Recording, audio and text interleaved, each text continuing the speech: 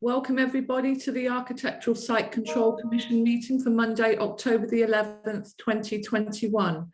The first, if Laura could do the roll call, please.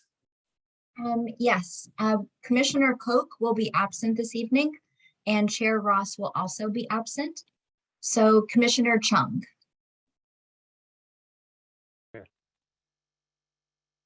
I'm sorry, I couldn't quite hear that.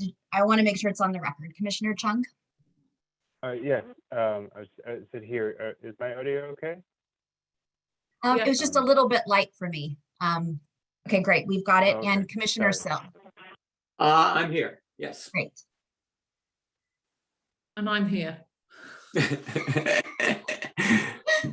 We're getting there. Sorry, just a little bit off tonight. So Vice Chair Wilson is present. All right. So moving on to oral communications. This is where anybody wishing to address the Architectural and Site Control Commission on any subject not on the agenda may now do so. Please note, however, that the Architectural Site Control Commission cannot undertake extended discussion or action tonight on items which are not on the agenda. Laura? We do have one hand up from the attendees, so that people in the audience, we have 21 attendees this afternoon. So I see a hand up from Laura in the attendees. Thank you, Laura. Can you hear me? Yes. Okay. Good afternoon, Commissioners. My name is Laura Pogorzelska. I would like to inquire about the written comments for ASCC meeting. Together with my husband, we sent the letters on March 14 and March 31st, 2021 to ASCC email alias regarding Spring Ridge project.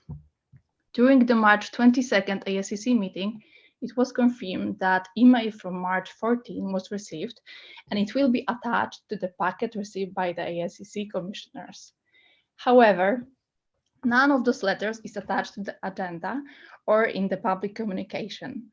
That drew my attention to the fact that there is a 19-month gap in attachments starting February 2020, ending September 14, 2021.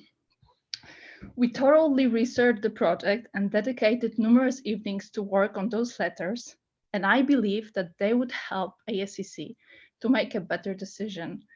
I'm also aware of other letters in favor and opposing that were sent during this period and that are missing too. I'm wondering what is a more reliable way to share the community feedback with commissioners. Thank you.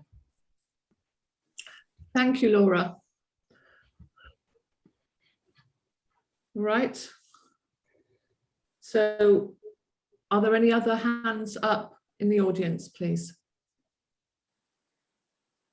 It looks like Carter wishes to speak as a member of the public. All right, Carter. Thank you, Commissioners. I'm following up on a conversation, that was started with the Planning Commission last Wednesday regarding the town's 1990 undergrounding ordinance. And I believe that the Planning Commission, with the ASCC's help, will be hearing about the town's undergrounding ordinance. And what I'd like to bring to mind is that we need to be careful that the undergrounding ordinance doesn't become an impediment to the electrification of the town, to improve people's homes for electric cars and improve people's homes for grid connected solar systems. Many people in town, including clients of mine, have seen their solar projects run in the ditch, not being able to pursue them because of the high cost of undergrounding their electrical connections. Their homes are not using more power. Their homes are trying to become more sustainable and more green. And particularly in neighborhoods where the likelihood of undergrounding is so low, that, even if the town undergrounded the entire town, these would be sections of the town that wouldn't be undergrounded. And I just want, the ASCC, to, chime in, if and where it makes sense, to help the staff, and the planning commission move forward, so that decisions, on undergrounding, can be made on a more up-to-date basis, rather than just on the amperage, upgrade.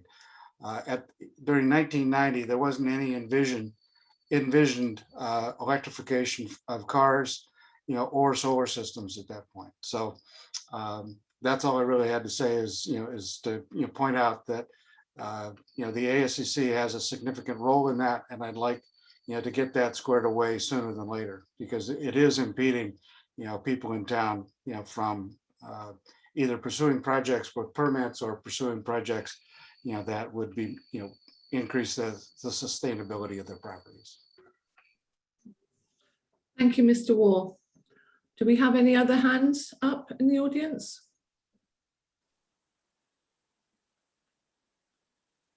I do not see any other hands up. Oh, I'm sorry. One just came up. We have Mary Payne. Mary?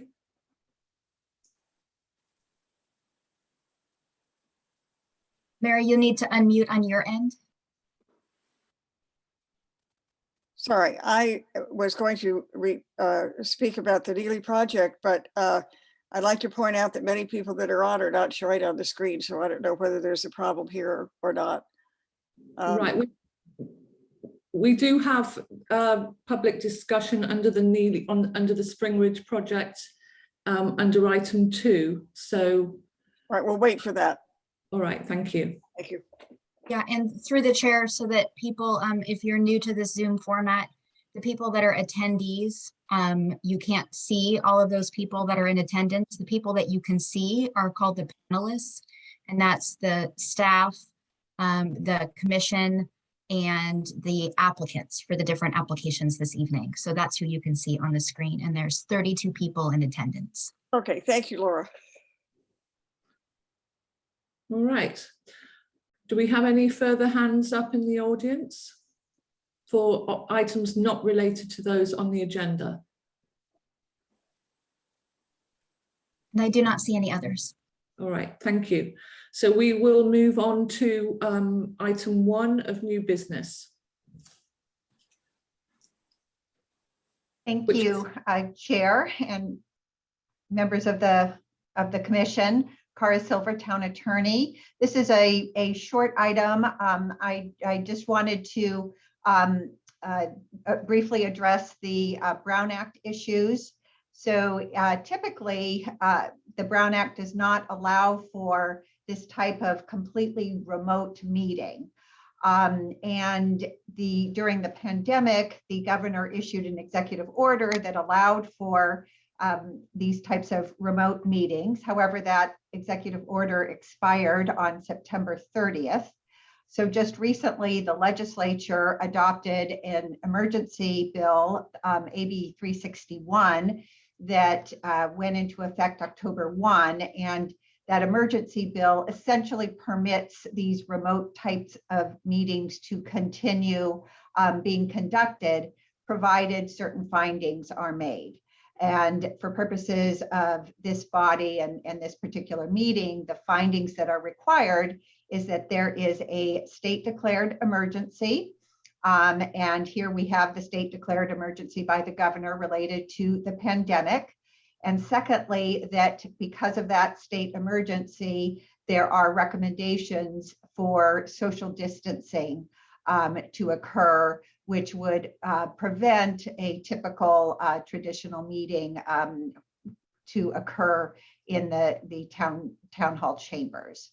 So we have prepared a resolution that codifies those findings. Going forward, the town council will be adopting that resolution on behalf of all of the boards and commissions, but because the town council does not meet until Wednesday of this week, and there are some board and commission meetings that are taking place before the council meeting, we are asking each of the boards and commissions to adopt their own resolution that would permit you to continue operating under this remote hybrid forum and in compliance with the Brown Act. So the resolution is attached to the Agenda 1 packet item, and we request that you adopt that resolution. Happy to answer any questions. Right. Do any of the commissioners have any questions for Cara? Kenny? None from me. Al? No questions from me. And none from me. So do we make a motion to adopt these resolutions, or do I need someone to make a? Okay. Yes, we should. I'm sorry, we should. You should make that motion, but why don't we ask for comments from the public before that motion is made? All right. Okay. Well, are there any comments from the public regarding this motion? Right. And there is a hand up. It's a shortened Zoom name, Les Cruth is what it looks like. Right. I think that's Leslie.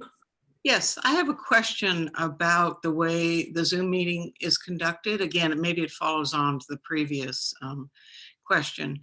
I was at a meeting earlier this week, and you could see a list of all the participants and when they raised their hand. And I wonder, this format seems to be a little bit different. Is there any way to see who is also at the meeting? I can't answer that as chair, but Laura or Clara? In this format, with the webinar format that we're using for the commission meetings and for the council meetings, the attendees cannot see the other attendees. Zoom has different types of meetings that you can hold. So some types of meetings you can see everyone and others you can't. But we've needed to do it this way for different security reasons. Right, but at the previous meeting this week, you could see people, that's true, but you could see a list of people and when they raised their hands. That was what I saw. So you're saying even that part is different. Only you can see who raises a hand, correct? That's correct. Yeah, in this type of format. Okay. All right, thank you, Leslie. Looks like we have another question. So this is a phone number ending in 7562.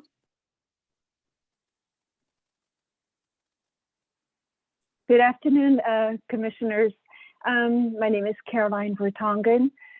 Just like the previous resident who called in, we have concerns. This is not,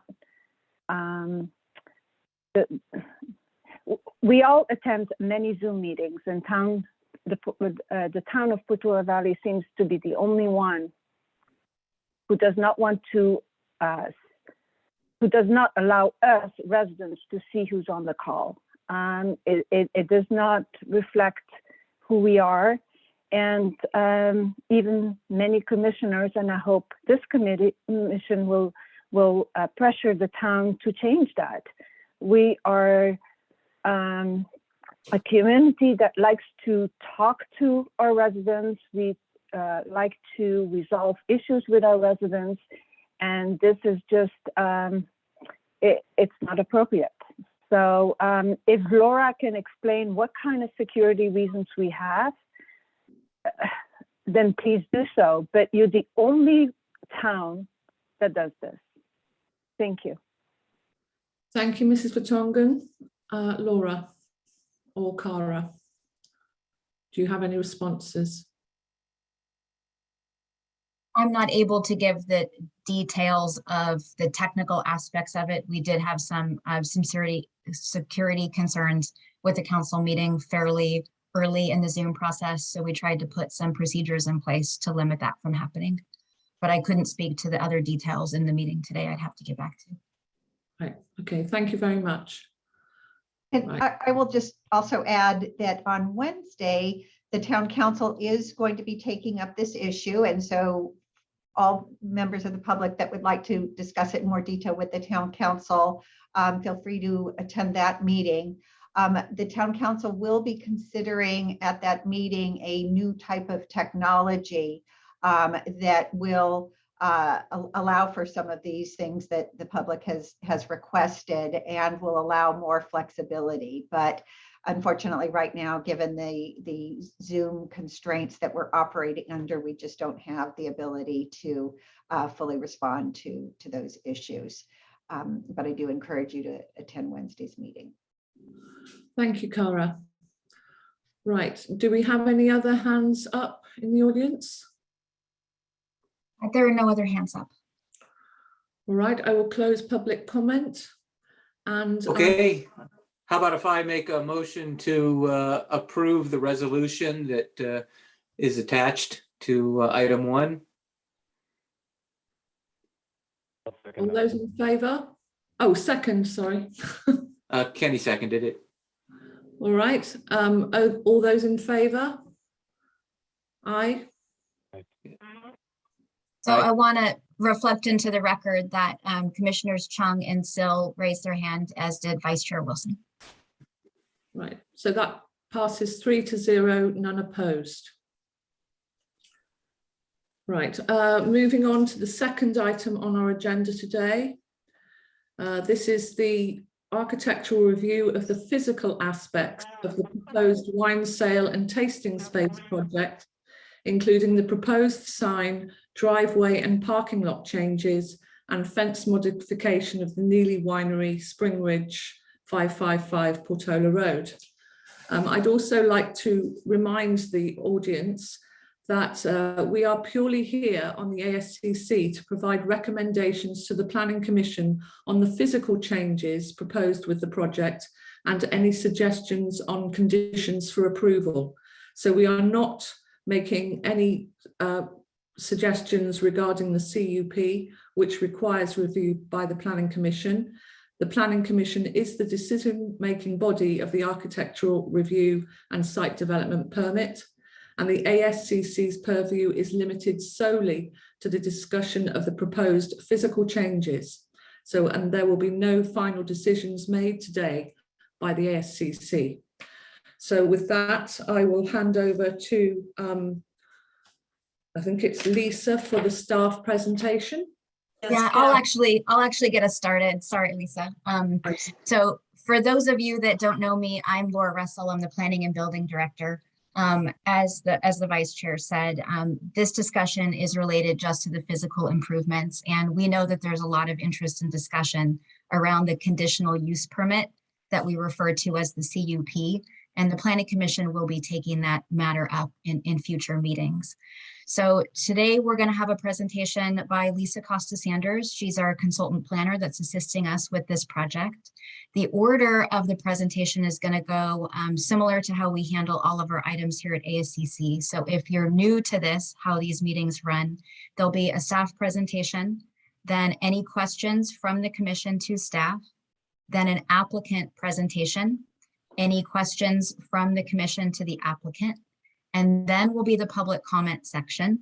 And then the applicant will have just a moment at the end of the public comments if they want to give any kind of closing remarks after all the public comments. And then we'll turn to the commission discussion. And once the commission discussion is underway, there's usually not going to be additional public comments that happen at that time. So welcome for all of you that are new to this process. And if you have additional questions and comments after the meeting, the right way to reach us is at planning@portolavalley.net. So thank you very much, and I'll turn it over to Lisa. Thank you. Good afternoon. I'm going to go ahead and share my screen now and walk you through the presentation.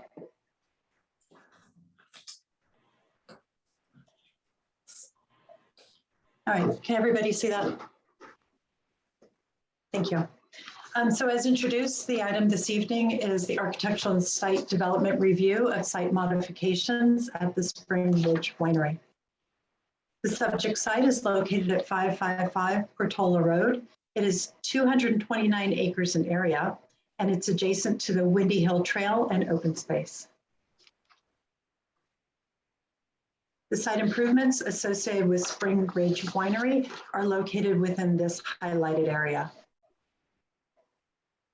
This is an aerial view of the site. Just to orient yourself, you see there's Portola Road and the existing driveway, and that's the existing barn and agriculture building.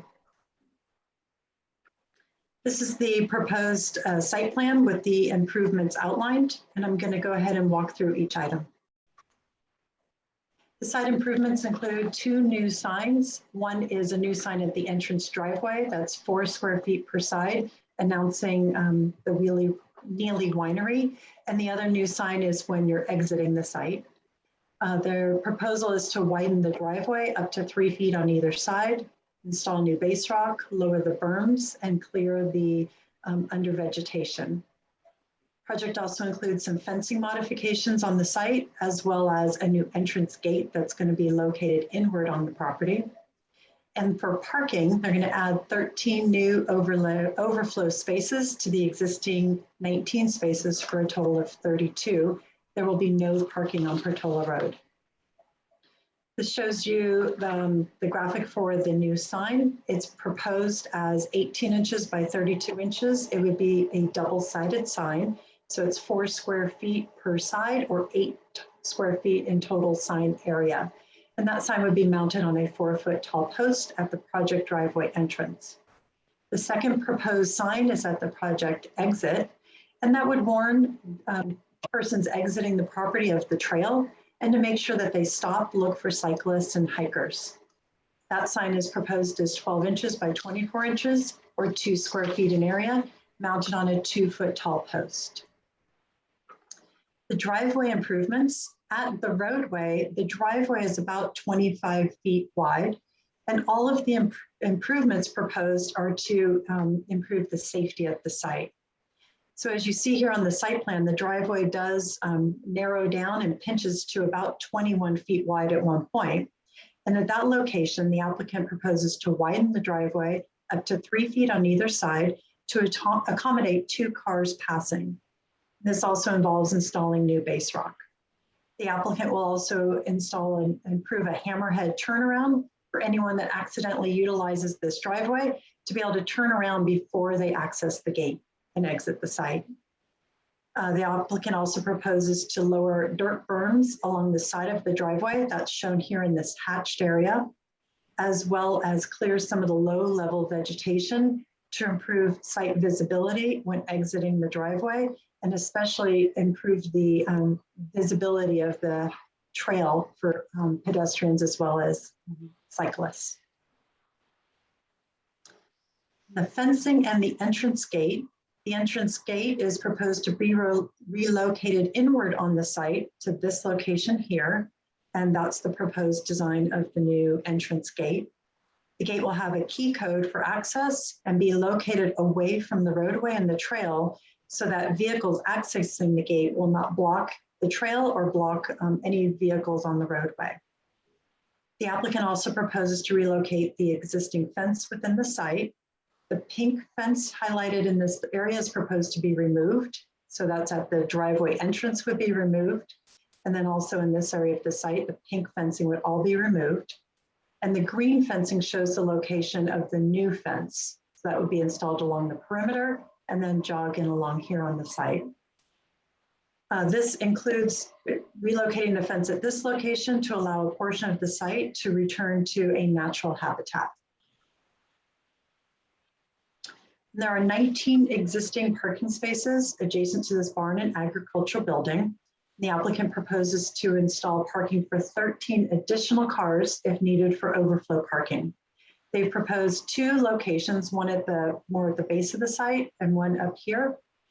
And the secondary locations labeled as option B is considered the preferred location. And that would involve a bit of site grading, but mostly just to level out that area so there would be no off-haul, as well as installing new base rock. And this area was already disturbed for the wineries, the planting of the vineyard. So that's not a natural area that would be disturbed. Staff has prepared in the staff report a more complete analysis of the findings that are required for an architectural and site plan review applications. as well as a discussion on the consistency with design guidelines. So these are the areas that the committee may want to consider. Noted that the site improvements are limited to minor modifications to the existing driveway to improve site circulation as well as site visibility. The project involves minor alteration to existing vegetation, again, to improve sightline visibility and return the area to a more natural riparian environment. Existing fencing and entry gate is proposed to be relocated so as to be less visible from the roadway and present a more natural landscape setting. And finally, minor grading is proposed in an area that was already previously disturbed. There will be no changes to the natural terrain. The town sent notices to the 1,000-foot buffer of the site 10 days before the meeting, as well as emailed residents and interested parties. The applicant also hosted an open house on October 8th and October 10th. Staff has received public comments on the project as included in the packet, and that includes 8 comments opposed and 1 comment in favor.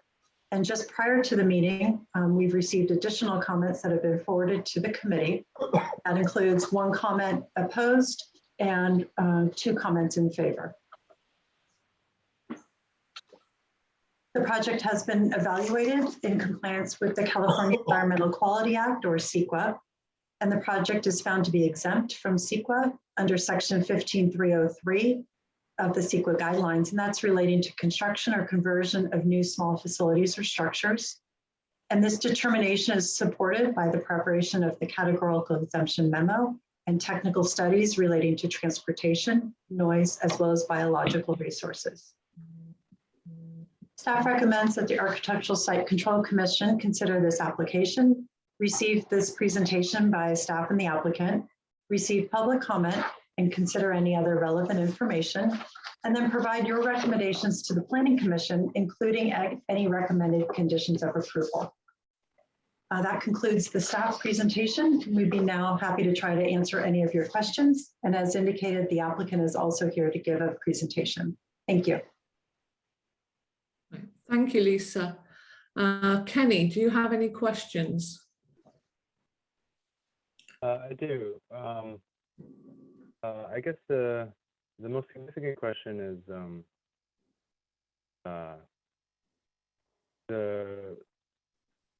some of the comments that have addressed us as a committee may appear to suggest that we have some role in at least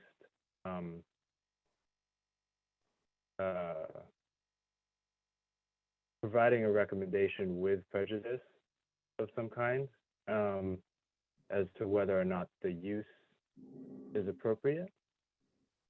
And so I'm wondering whether this is something that is a misunderstanding of the role of the ASCC, or if this is sort of the way that it works, and that the ASCC makes comments, or the ASCC's determinations are sort of an implication as to whether or not decision by the Planning Commission, or the decision that's declared within scope of the Planning Commission, in one way or another.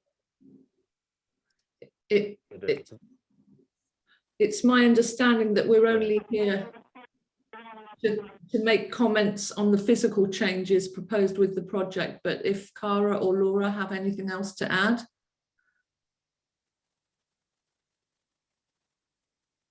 Yes, I apologize, Kenny. I didn't catch all of that question, but I did want to just emphasize that this is a project where that is subject to the new roll-up policy that the council adopted, which is really a codification of existing practice that we've had in quite some time here in town.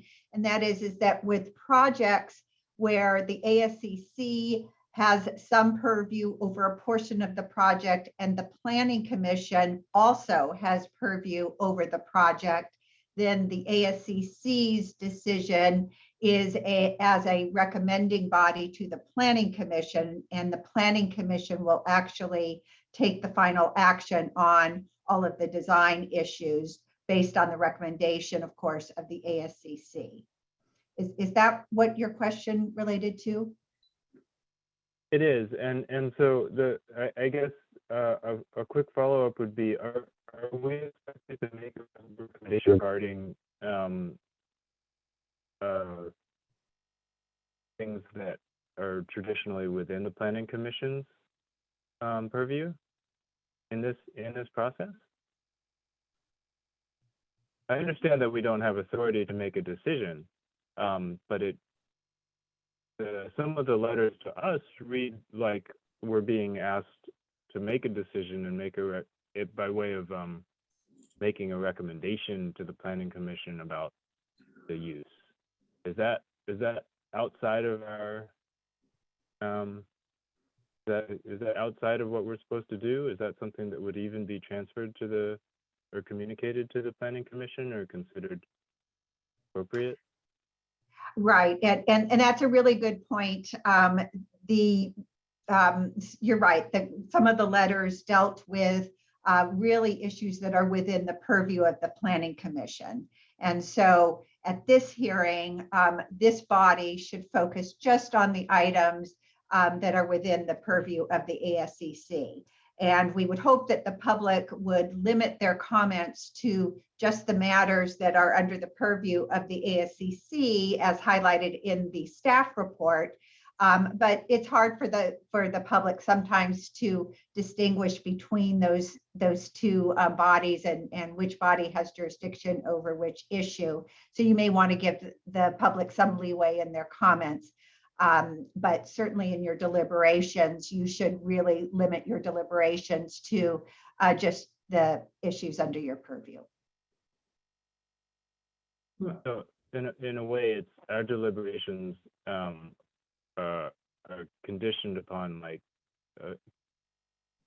a condition of anything that we have to recommend is that the Planning Commission does decide to approve it. Obviously, we would have no useful recommendations if the Planning Commission does not. So we should deliberate about a situation where the Planning Commission is approving it. I didn't Obviously. quite get that. Laura, did you get that question? We don't know at this time whether the Planning Commission will approve the CUP or not. So you should consider a time in the future that if the Planning Commission approves the CUP, then you will have given feedback on the physical aspects of the project. And then if the Planning Commission does not approve the project, right, then that would be the action. So you want to think about if they do approve it, what is your feedback on the physical aspects of it, and would you have any recommended conditions of approval? Thank you. And what I hear from that is that the recommendations that we would have are not going to be seen as an endorsement of the use. I think that that's correct. We would reflect that into the record, and certainly the ASCC members' comments here today would also be reflected in the record in the form of the minutes and the Zoom recording.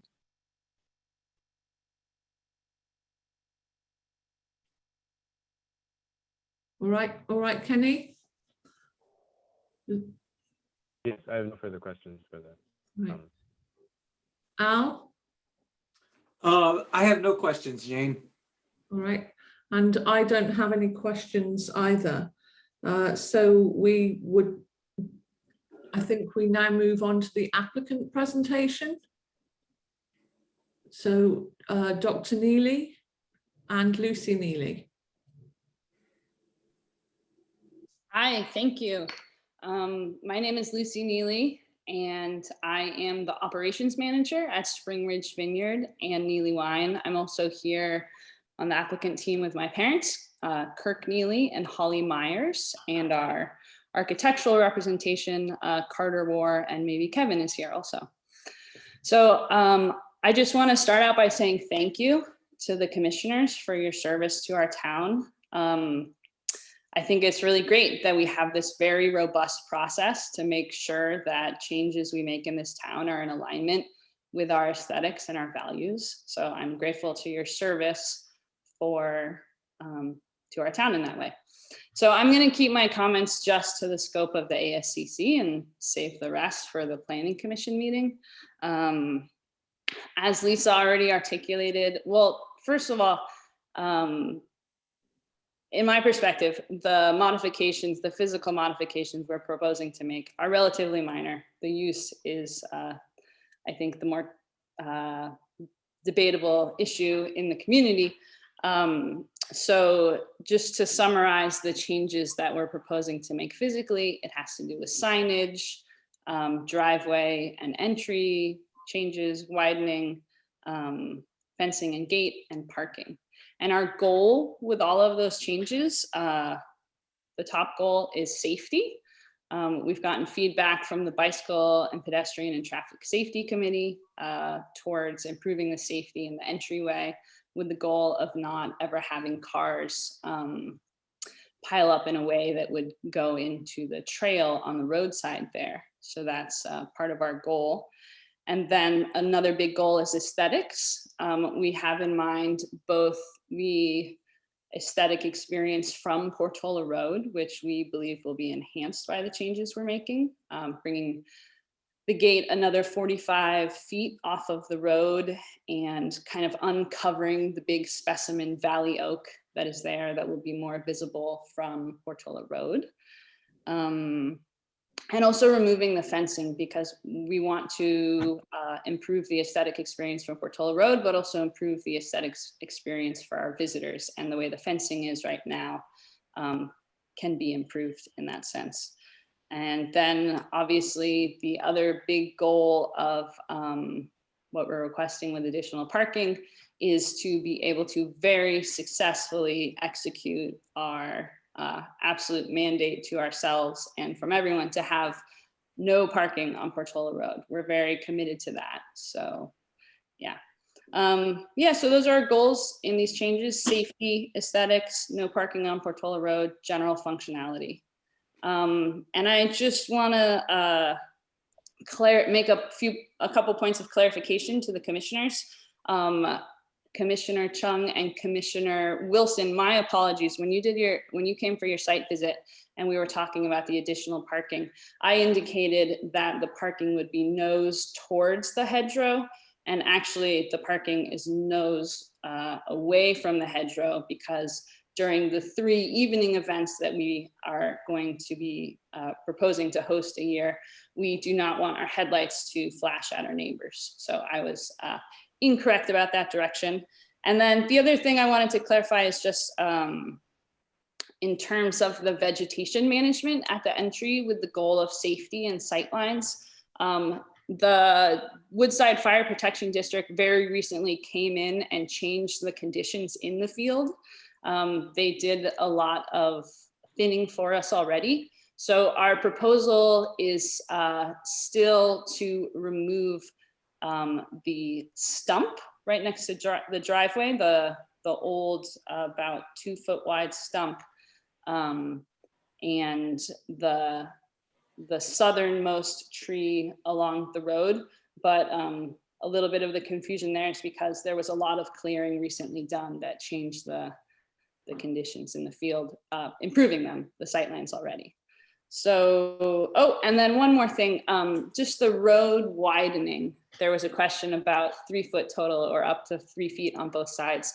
And at the point right next to the trail where there's those little berms, that's actually the widest point. And there, if we were going for a 21 feet total of width of base rock to have 2 cars pass, we would need to widen 3 feet. But farther down the road, away from Portola Road, we might need to widen up to 3 feet on both sides, because it narrows down farther away from Portola Road. So those are just some clarifications I wanted to make. Again, I thank you for your service. And actually, really, I thank everybody who's been a part of this conversation, because our I think our proposal is a lot better than it was 3 years ago, and that is thanks to all the great feedback we've gotten to make sure this is a good fit for Portola Valley. Thank you. Thank you, Lucy. Kenny, do you have any questions? And you're on mute. No, well, I guess the one question I do have is how necessary you feel the sign at the roadway is versus, say, a street number or sign, as you were to name that as a street. It's really hard to hear you, Kenny. Sorry, I'm not sure why. I That's guess I much should better. try and repeat that. Yes, please. I'm wondering how necessary, given the use that's being applied for, you feel the sign at the roadway is. Of the two signs, the sign for exiting to beware of the trail users seems very appropriate, but a sign at the roadway facing traffic is something that it's unclear that given the proposed use, that seems necessary. So I just wondering if that was something that you felt could be replaced with something like a street number or residential street sign. As something Does that the anybody applicant would respond to typically that? use to navigate. Oh, sorry. Should we respond to that? I'm sorry. Yes. Okay. Yes, good question. Thank you. So maybe this wasn't your question, but the location of the sign, right now we're requesting to be on the road side of the trail. And if it gets moved to off of Portola Road, there are some large oaks there that would block the visibility in one direction. So, and then in terms of a sign, I think it's a good idea to have a sign initially.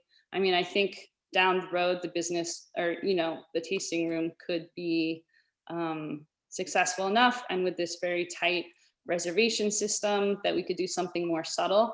But to start out, it seems like it's a good idea to have a sign. And my father is raising his hand. Yeah, what's up? I think it's a safety issue once again. I think if there's no good signage there that's quite obvious, that you'll have cars looking for the entrance. They'll pass it by, they'll loop back, they'll double back, they'll turn around in the middle of Portola Road. I think it's very much a safety issue rather than it is an advertisement issue. You'll notice that virtually every institution on Portola Road has a sign locating where it is, from Spring down to the open space district to the town center. Everyone's got a sign, otherwise you can't find something. And no matter how good Google Maps are, it can be very confusing.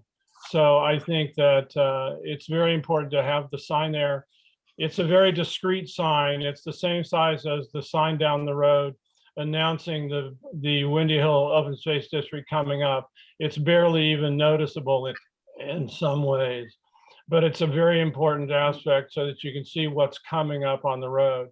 And the location is important between the trail and the Portola Road so that people can see it from a fair distance away, so they don't end up having to turn around in the middle of the road and things like that. So, right. Thank you, Dr. Neely. Al, do you have any questions, please? I do not have any questions. All right. The only questions I had were actually to do with the sign as well. I was wondering whether or not it could be moved so that it was on the other side of the trail rather than so close to the road. But I'm not sure whether that's something that you would want to experiment with, because I'm seeing that sign so close to the road as more of an obstruction to passers-by or horses or cyclists. But that was a question that I wanted to ask, whether or not it should be on the right-hand side, whether it should be on the left-hand side, whether it should be slanted, tilted in slightly, but I preferably would like it further away from the actual road. I think it's a blade sign so that it can be seen from both directions, and that's very important. You can't put it on the south side of the driveway because the trees there along the trail would block its view until you've already passed it, essentially. And so it needs to be on the north side. There is quite a long space, a long distance of 10 or 12 feet between the road and the trail there. There's plenty of room for a sign that would not interfere with any transit on either the road or the trail. Furthermore, there's a catch basin there which needs a reflector, and no one's going to wander off in that direction. So I think the sign will not get in anyone's way. If you move the sign over to the property side of the trail, it would be much less visible until you get right to the driveway. And furthermore, there are a couple of good-sized trees there, valley oaks, that might obscure the view of the sign.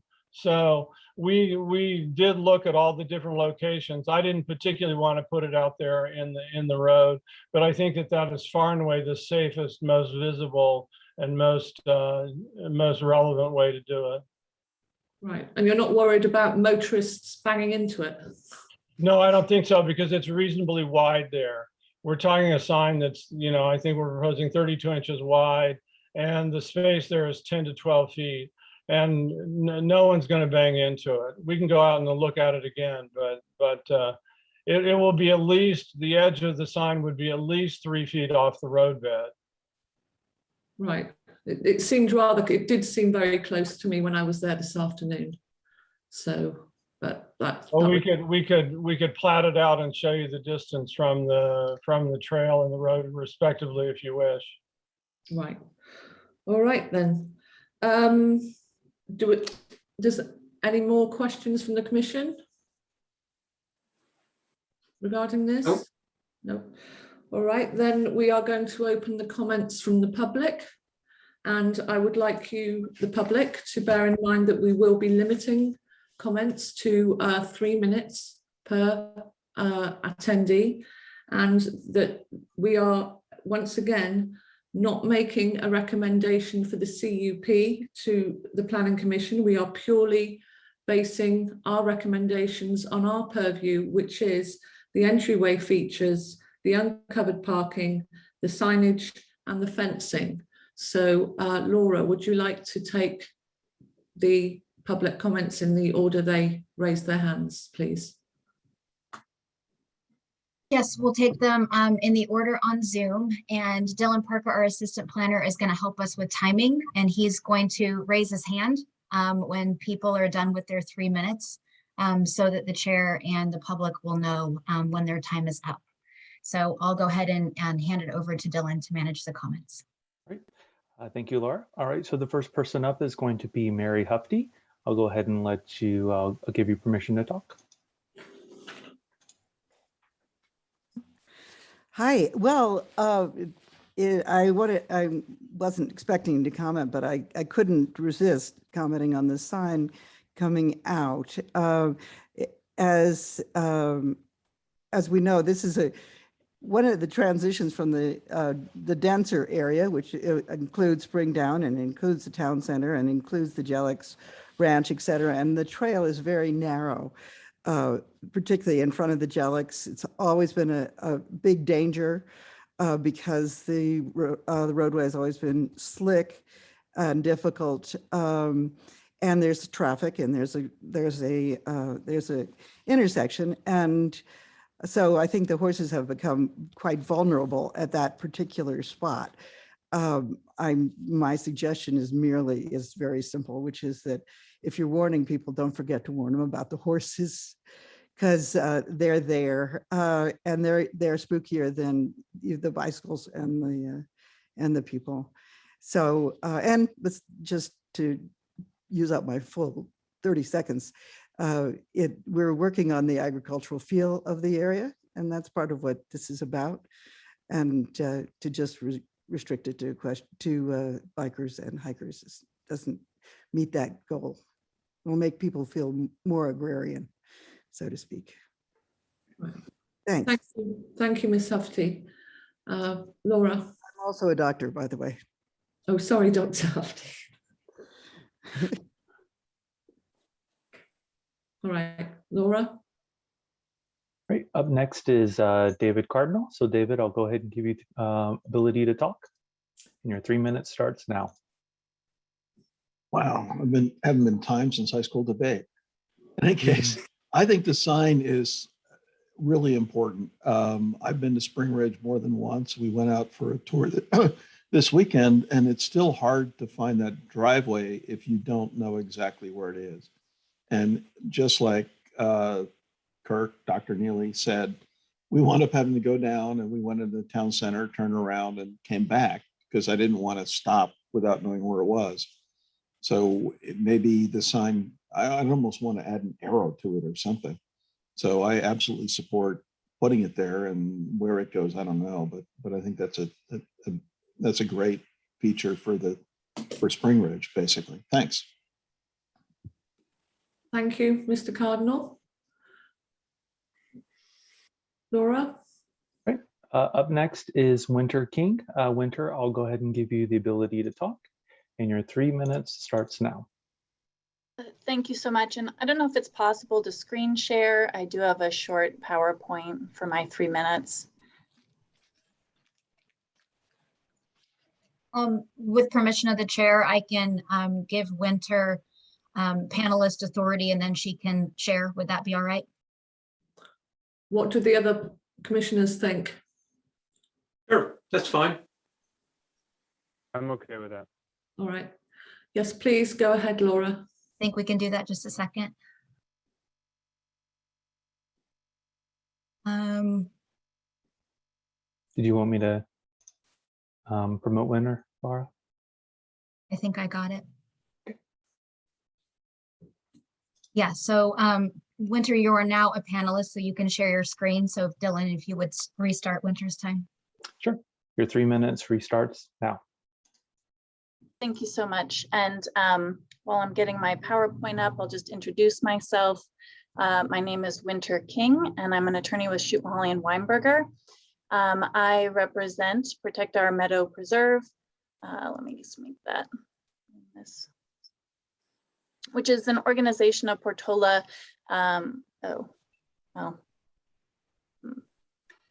Portola Valley residents with concerns about the Neely Winery proposal. And I would say at the outset, I appreciate the commitment to convey to the Planning Commission that any recommendations made by this body about design are not endorsements of the project.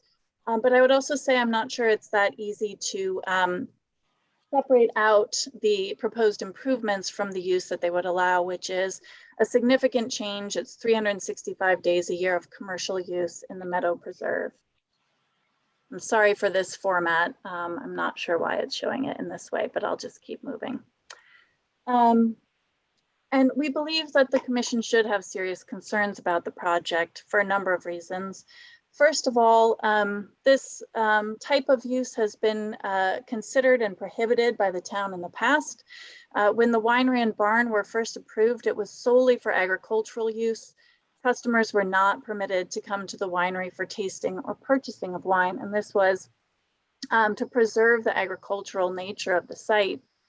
And you know, this commission is considering recommending conditions of approval, so I think it is relevant to note that the applicant has repeatedly violated the conditions of its existing CUPs by holding wine events, tasting, wine pickup on numerous occasions, advertising it on their website and in emails in violation of their existing conditions of the CUP.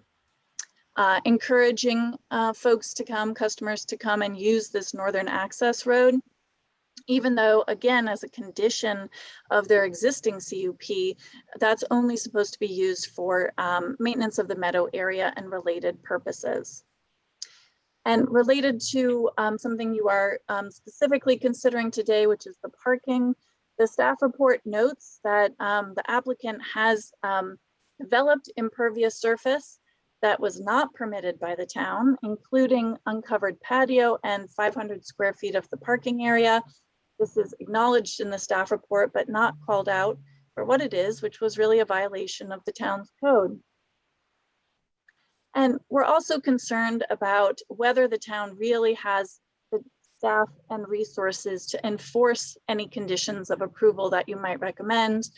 Residents filed a code enforcement complaint about these violations, but staff has indicated that they don't have the time or resources to follow up on that.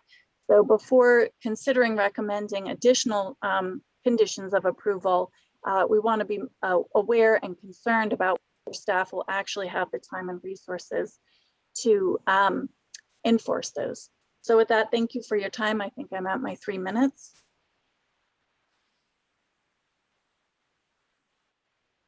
Thank you, Ms. King. I understand that we can give the applicant an opportunity to address the public comments, but do we do that at the end of all the public comments or after each public comment? At the end of all the public comments. All right, thank you. So the next attendee. Yes, so the next is Sterling. Sterling, I will go ahead and give you ability to speak, and your 3 minutes will start now. Hi, can you hear me? Yes. Hey, thank you. Yeah, 2 questions actually. The first is, you mentioned that there were safety issues with regards to traffic coming to and from the winery. I know this hasn't traditionally been a commercial area. Has there been any traffic studies done about access to the winery? And have we evaluated the impact of the sign? Or done any studies to show that a sign would mitigate those safety issues? And then the second question I had was regarding the barn plans. So I noticed the May 2012 final revision of the agricultural barn plans. We see that there's a composting toilet without a septic system. However, today the building is declared to have a septic system. I searched the records related to the barn and I haven't found information about when the septic system was approved. The previous CUP X7D 169 from 2013 also lists only the gray water sink and composting toilet. Would it be possible to clarify that matter? Thank you, that's all.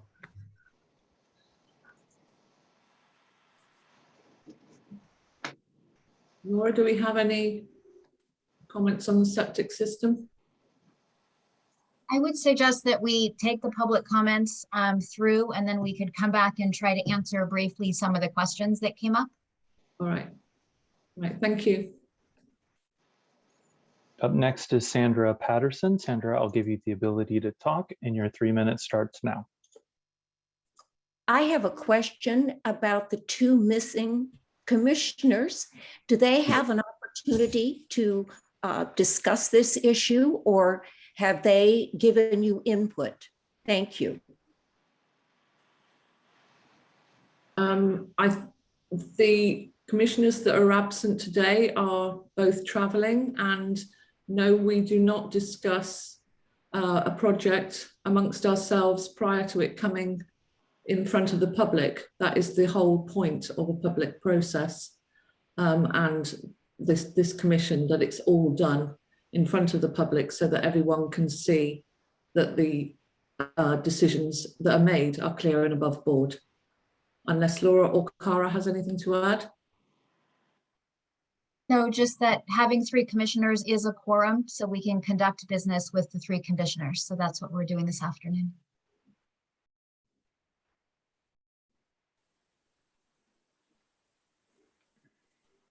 But it looks like Sandy Patterson has her hand up again. So I think you can continue, Sandy. You had something else? No, I did not. Thank you for clarifying. Thank you, Ms. Patterson.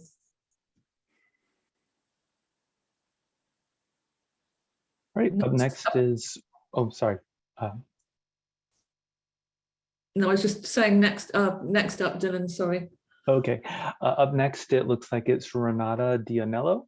So Renata, I will give you the ability to speak, and your 3 minutes starts now.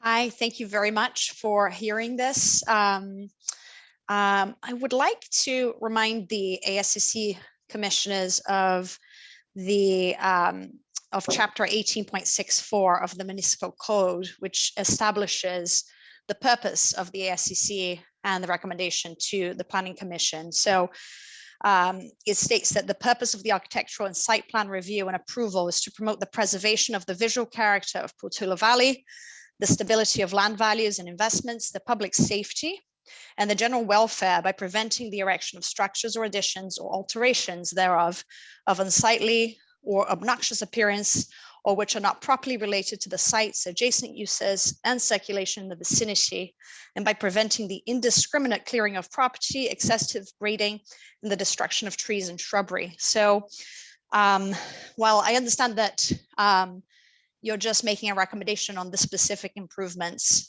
listed, I do encourage you to consider that the overall project is somewhat in conflict with some of the stated purposes of the ASCC. And so as you think about making the recommendation on, I know, a sign and widening the road a little bit may not seem like big improvements, but the overall project does fly in the face of preserving the visual character of Portola Valley and public safety and some of the other the mandate that the SEC has for the community of Portola Valley. So I think it's important to consider that. Thank you. Thank you, Mr. Nello. Dylan? Right, up next is Betsy Morgan-Thaler. Betsy, I will allow you to speak, and your 3 minutes starts now. Wait, I haven't been on yet. Thank you. I want to share why the community is troubled by the Neely Wine Project. We're a collection of residents with legitimate concerns, and we want to afford visibility to the important issues before you. Moving first to the communication channels and their functioning, it's concerning that emails addressing the Neely Cup sent to planning and commissioners have not been posted. Separately accessing public information has been challenging. These problems deprive you commissioners of the information you need to study before making decisions. Brief examples: planning's online Neely development page public comments section is missing 21 months of public input from mid-January 2020 on. Secondly, relying on the Public Records Act, we've made a number of sequential requests for relevant documents, multiple months of waiting, important pieces that were available at the time of the request were omitted. Moving on to the 3 physical elements you're considering today, but that's background. The road and the parking do not work. The proposed Neely driveway aims to carry 16,000 annual wine and party goers with staggered arrivals. The proposed 1-lane road will be predictably overrun and the meadowland overwhelmed by vehicles. Americans, regrettably, don't carpool. 150-person events are quite likely to require 75 or more parking places. The plans proposed are inadequate for the purpose. However, they overstep the nature of a meadow preserve. We're stuck on the horns of a dilemma there. Signage on Portola Road. Advertising signs in the public right-of-way in a residential neighborhood isn't allowed in Portola Valley. It's in the public right-of-way. They aren't allowed in Daly City either, and for good reason. Regarding fencing, quoting Kirk Neely, he would have a significant issue if the town concluded that his permit eliminated him from fencing that exists on larger parcels, unquote. Yet this property has an open space meadow preserve designation. The proposed fenced area is growing. Is the impact going to further restrict the wildlife this preserve was designated to protect? The ASCC considerations cannot be narrow focused and limited. Every aspect of the Neely wine development is connected, that's my timer, and has consequences for the community at large. So to the commissioners and committees that we entrust with this work, my thanks. To the staff and community, thank you for your attention. All right, thank you, Ms. Morgan-Taylor. Up next is Brooke Coffey. I'll go ahead and let you speak, and your 3 minutes will start now. Hello, friends. I don't have anything officially prepared, but I just wanted to say that I have lived in this town for over a dozen years, and I've raised children in this town. I teach in this town. I serve on a committee in the Nature Science Committee for this town. And I have to say that I am grateful, for one, that we have this agricultural site, because I can only imagine if somebody else had bought it. I don't know exactly how many owned it, but if somebody else had bought it. Oh, I'm sorry. Dave Rossi, can you please mute yourself? Thank you so much. So I can only imagine what this town would look like. Every morning, whenever I'm dropping my girls off at school, I see these beautiful fields. If somebody else had bought this land and developed it and put a huge neighborhood in that area. So I just want people to be mindful of that if they are commenting and talking about the bucolic view. This area could be covered with neighborhoods and houses. And instead we have this beautiful, gorgeous agricultural view. That's about all I have to say. Thank you, everyone. Thank you, Ms. Coffey. Dylan? All right, up next is Marcin Palowski. I'll go ahead and let you speak, and your 3 minutes will start now. Hello, I have a visual presentation. Would it be possible for me to present? It's very quick. Commissioners? Any objection? No objection. Kenny? No, all right. Laura, will that be possible? Yes. So Right. you're now a panelist, so you can present.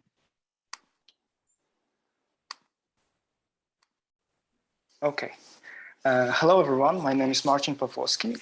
I would like to start by thanking the Commission and the Building Director for the opportunity to express my concerns. Spring Ridge proposes establishing a wine tasting room at the bottom of the valley, far away from the winery building themselves. The proposed location is within Meadow Preserve and Portola Road Scenic Corridor. The summary of the proposal includes adding barn to the wine premises, 15,000 wine tastings a year, changing barn use from non-human occupied, and so on. However, I wanted to point out that the barn has already been used for wine tasting event by the applicant. We have the applicant's events included seated flights, food trucks, pickup for online orders, and wine tours. On the right side of the slide, you see an actual advertising material from the applicant. This event happened on multiple occasions. You see dates here. In 2020, 2021, this was repeated events. This happened despite the previous cap saying customers may not come to the winery for tasting or purchasing the wine. And we see here in applicants' materials, seated flights at the barn or offering pickup at the bar. What I wanted to also put a stress on, it's not only that CUP that included that. The architectural site plan for the agriculture building, the same plan that is ASCC purview, included the following sentence, quote, agriculture products will not be retailed on site without amendment of CAP. On the right side also, we see the directions, and the applicant invites customers to use the northern gate that will be marked by 2 balloons. Here are some photos of the customers of the 2 balloons at the gate and customers coming. The previous cap explicitly stated that. I want to stress this because we are considering changes to actually gates, and we already have proved that applicant doesn't follow the existing permissions. What is more, the previous cap stated the current meadow area, dirt grass roads shall not be improved beyond their current conditions. As we see, they were. Finally, I wanted to touch on the parking. The applicant is calling the night car parking spot existing. We see here, again, this is a site plan from 2013, attached to 2013 Planning Commission meeting agenda, that we have, the site plan imposes a limit of 8,000 square feet of impervious surface. The plan also says that this includes the 360 feet long road, which has an area of roughly 4,000 square feet. There's just not enough space for the existing parking and the barn and the patio. This was not an approved, at least it seems, it's not an approved parking. And the through the chair, the 3 minutes is up. Okay. If you could, thank you very much. Comments, Mr. Sorry, actually, this is Laura Pogorzelska.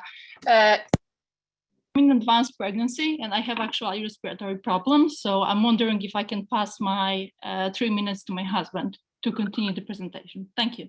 I'm afraid not. We already had an email regarding this afternoon, and we are limiting. Okay, thank you very much. Thank you very much. Thank you for all the time, and we really appreciate it. All right, Dylan. All right, up next is Dan Quinn. Dan, you can talk and your 3 minutes will start now. I'm Ten Bear Paw. I've been here since 1977. If Dr. Neely had asked for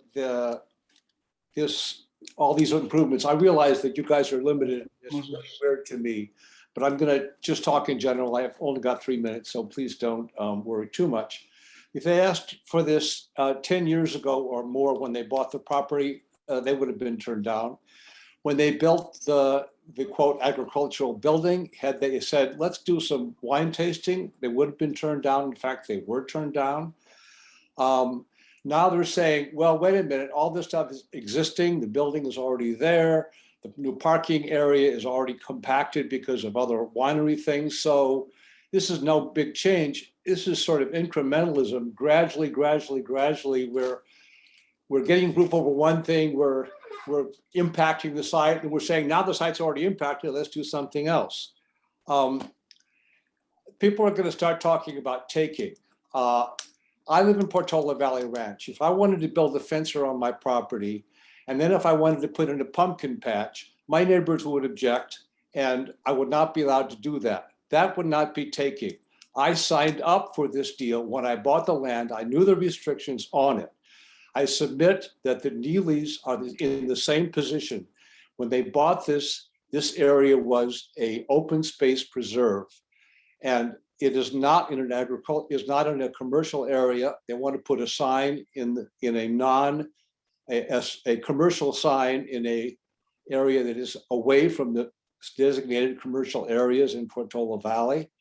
And I think that the town and ASCC should stick to your guns. Things have changed. I know everything changes, but these people have been here many times before.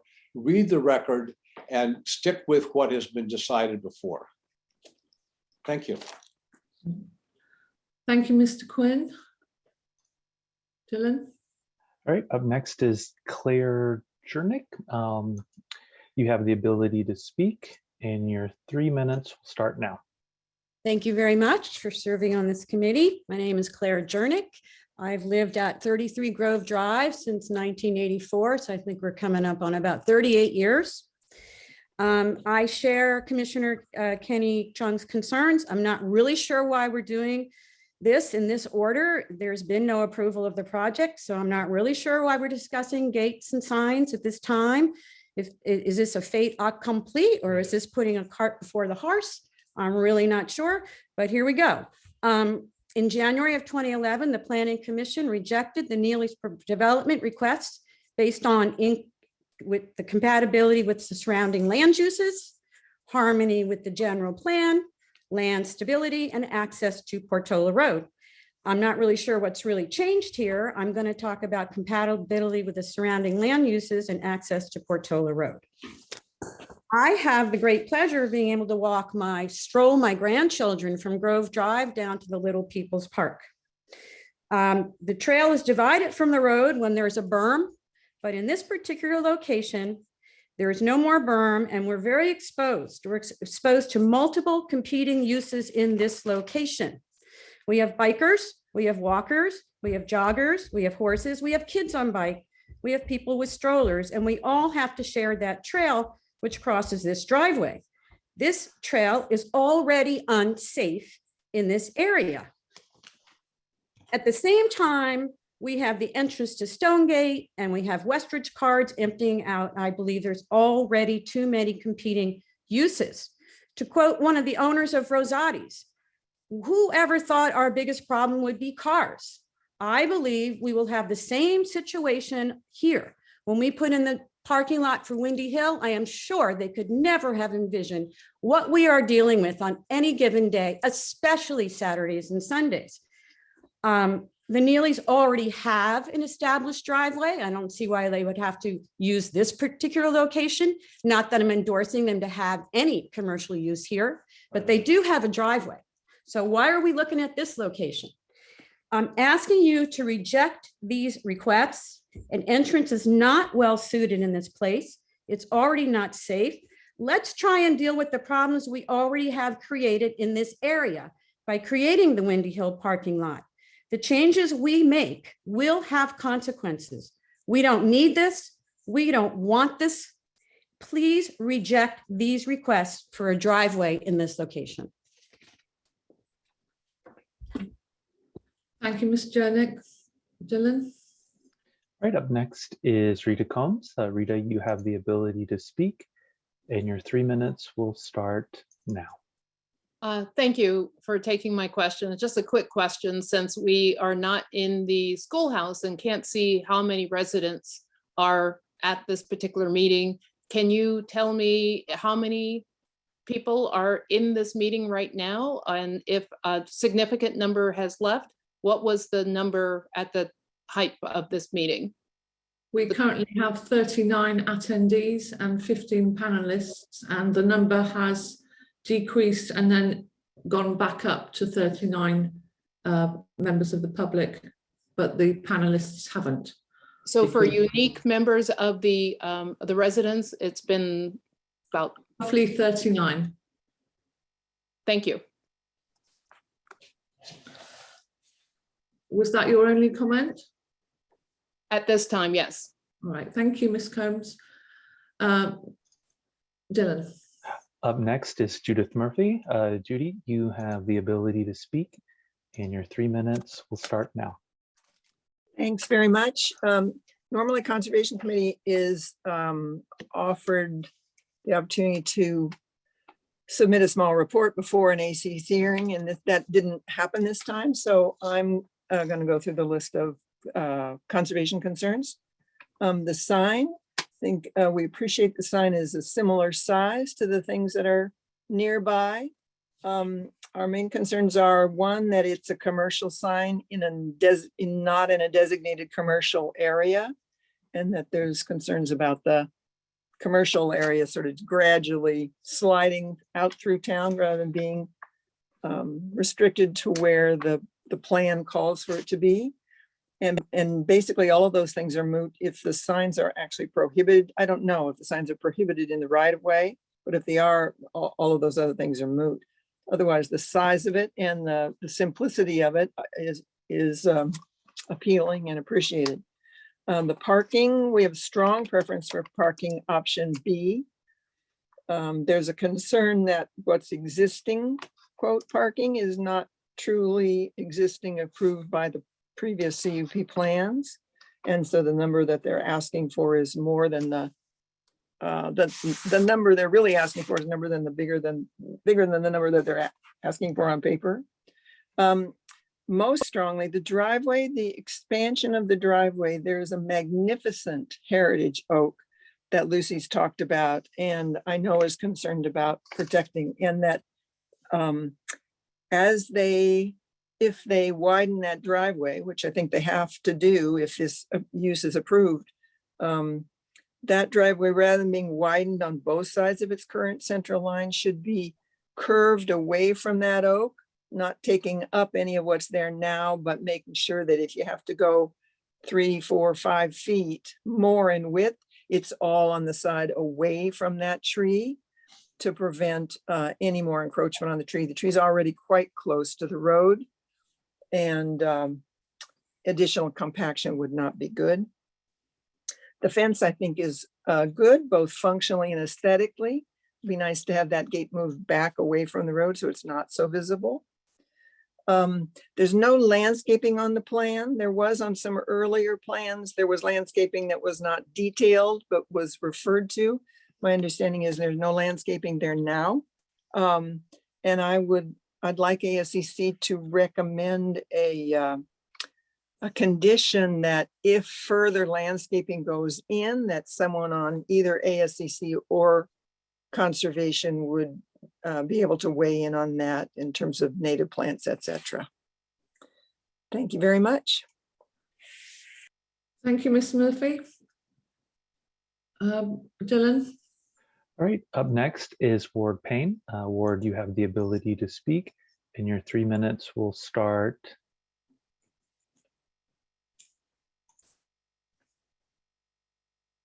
Ward, are you able to unmute?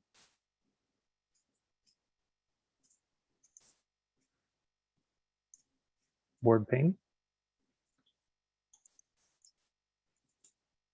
You unmute on your end. Ward Payne, if you can hear us. Payne. Okay, I got the unmute. Thank you. My apologies. That's okay. Your 3 minutes will start now. Thank you. Commissioners, thank you very much for serving. I've served on committees, volunteer committees like you're a volunteer. Thank you for serving. These meetings often go too long, and I'll make it briefly. It's my 3 minutes.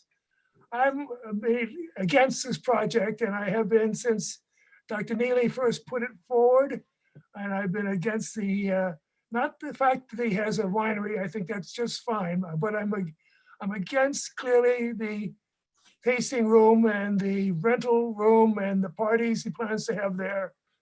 I think a small winery there is just fine. Now I can speak, what's important to you in ASCC is signage and entrance, and let's talk about signage. If the whole portal from the first commercial area, Portola Valley, to the other end, the Portola Road, there are a number of different facilities. There are churches, there are schools, there are the horse barn, and this Neely sign would be the first retail commissioned first retail commerce in the operation. It is a first step, I'm afraid, of many other steps.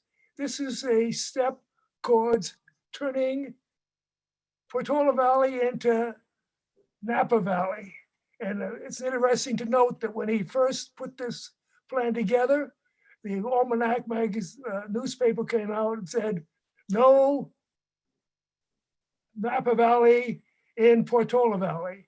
And I feel very strongly about this. The portal, the entrance to this place with a great big 4x4 sign or whatever it is, talking about something where you can go buy something, you buy wine, perhaps buy wine tasting, commerce in a non-commerce place in a residential rural area is clearly out of place.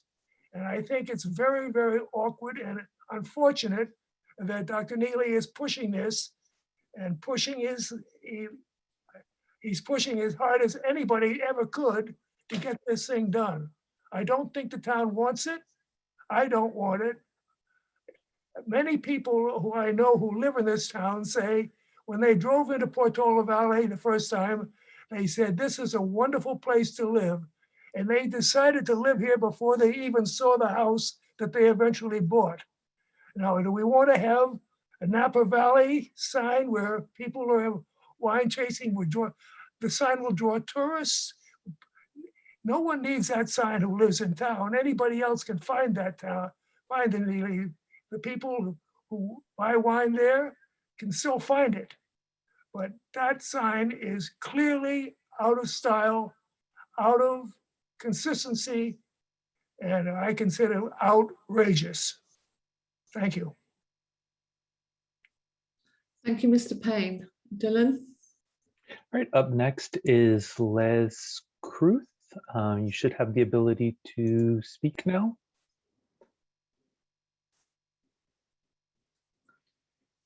All right, and your 3 minutes will start now.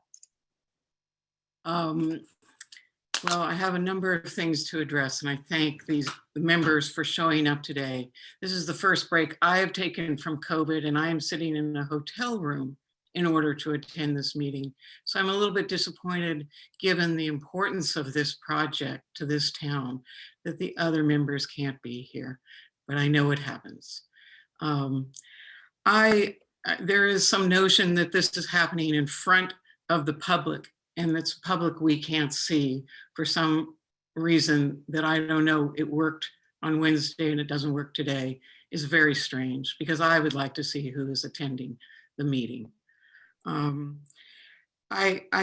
To address a concern that Brooke Coffey had, the Neelys have threatened to develop this property if they don't get their tasting room.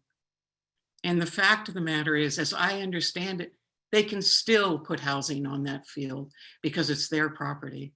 So I don't think that is actually a protected piece of property now. I agree with other things that other people have said about this. This is a sea change in the town. I'm actually, ironically, in the Napa Valley right now, but I do not want the Napa Valley in the lovely place we have in Portola Valley. Please deny this. It is not what this town needs. They can grow their grapes. Do not open a wine tasting room. They can put their wine tasting elsewhere in a commercial zone where they will not require new parking places and new roads. That's my comment. Oh, one other thing. I do think, since everything is done by reservation, a sign that just has numbers on it would work. It can be a post instead of a sign. Thank you. Thank you, Ms. Kruth. Dylan? All right, the next person up is Tim McAdam. Tim, you should have the ability to speak now.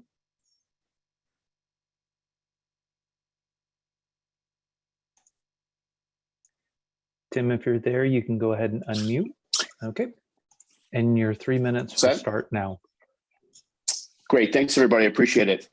Let's see, I live over on Stonegate Road, about a pitching wedge from the proposed Neely wine tasting room. I have one pointed statement or belief, and I have one question for the ASCC, and by extension, the town, I think you all should weigh very heavily. First, it's my strong belief that holding commercial events at the Meadow Preserve and continuing to modify the corridor of the Meadow is entirely inconsistent with the town's general plan as well as the municipal code. I mean, it's just clear. Specifically, two of the town's core land use principles are natural features and open space should be preserved, period. And two, commercial development should be limited to only what is needed to satisfy the most frequently recurring needs of local residents. Now listen, a liberal interpretation of this clause might be that wine tasting is indeed a frequent recurring need, which I personally do not object to. But let's do it in the privacy of our own homes, please, and not in the meadow. Secondly is a question, again, which everybody on this call needs to weigh heavily. Regardless of the safety modifications proposed by Team Neely, why would the town possibly want to introduce the risk of potentially inebriated drivers coming and going from a wine tasting venue on the busy thoroughfare of Portola Road? There are literally thousands of bikers on a given weekend, and 3 schools with nearly 1,000 children within a mile of the site walking and biking to and from school. That to me seems like a lawsuit waiting to happen. Thanks, everybody. Thank you, Mr. McAdam. Dylan. All right, next person is Maria. Maria, you should have the ability to speak now. I wasn't planning on speaking. Can you hear me? Yes, your 3 minutes starts now. Okay, good. I'll tell you what, I wasn't planning to speak. I haven't followed a lot of the details of this, but there are a few things that have stood out to me. I agree with the woman who talked about the cart before the horse in terms of, you know, deciding on the number of parking spaces before deciding that it's really okay for all this to happen. My question and comment is, I appreciate your saying that there will not be any parking on Portola Road. If people show up for an event and there's no parking on Portola Road, where are they going to park? They'll probably park in your meadow. And as somebody who has a meadow on their property that is often used by neighbors, FedEx truck drivers, and all the rest, they just make it a mess. They compact it. There's a fire hazard when you have cars parked on a grassy meadow area. So that would be my question is, if you have more people than you have parking spaces, where will they park? My second comment is, and I'm a long-term resident. I have been in Portola Valley. I was born here in 1954. White hairs are showing, but I'm very happy for the success that Rosati's has had, and I would wish you guys the same success. But with that success has come unanticipated problems. And I just think that the town should give really serious thought to that. And that's all. All right. Thank you, Maria. Dylan, do we have any more hands? There are no hands. There is a member in the audience that is calling in via telephone. So if you do wish to speak, it is *9 to raise your hand. This is the person with the last 4 digits, 7562. If you wish to speak, it's *9. All right, I do have one person. I have a Laura who has their hand up again through the chair. Did you want to continue public comments? Which Laura? Is this a Laura that has spoken before? I believe so. Well, I think we were trying to limit everybody to 3 minutes because it's currently 5:30 and we do have other items on the agenda. And we also need to give Dr. Neely and his daughter a chance to respond to the comments made by the public. I'm sorry, through the chair, I want to make sure that, I think Laura spoke in oral communications. I don't know that she spoke on this item. Right. Okay. So I think we should give her a chance just in case. All right then. Okay. All right, Laura, you have the opportunity to speak and your 3 minutes will start right now. I would like to start thanking Laura Russell for recognizing the confusion. And okay, so sorry for my speaking. As I said, I have respiratory problems. I will continue on the parking matter. So when we look at the Muni code at point 1860.090, It says that the parking area plans should be submitted before the building application is really, maybe I will cite, I think that will be better. The plan of the proposed parking area shall be submitted to the building inspector at the time of the application of the building permit for the structure to which the parking area is accessory, which we do not see in 2013-2015 plans. And now when one actually look at Portola Valley Muni Code requirements regarding the parking, it asks for width, length, to be very specific. It asks for at least width of a stall to be 9 feet, length of a stall to be at least 18 feet, and the width of aisle 25. And now if we run numbers, given that the applicant, like in 2012, applicant received and declared the impervious area to be 8,000 feet. Now, if we run the declared numbers for the parking, numbers for the declared parking, that would be almost 15,000 feet, which is significantly different. And the new parking, those 13 spots, would actually add around additional around 4,000 feet. And I also took the opportunity to actually go to the presentation at the winery. And I've learned that applicant plans to rent the lighting for the events after the dark. And I'm wondering if this is something ASCC requires to give a permission for. And I'm also wondering that the high-end wineries perform the nighttime harvesting and how the winery plans to address repetitive noise produced by humans and loading of the harvest. And I think my last question would be, what is the estimated water usage for the tasting room and the events? As we know, as the wine tasting industry is water heavy. Thank you, that's all. Thank you, Laura. I'm assuming that was Laura Pawlowska, whose husband spoke earlier. Laura? I think that's right, yes. Yeah, all right, okay. Right, Dylan? So we have Joanne Cashin.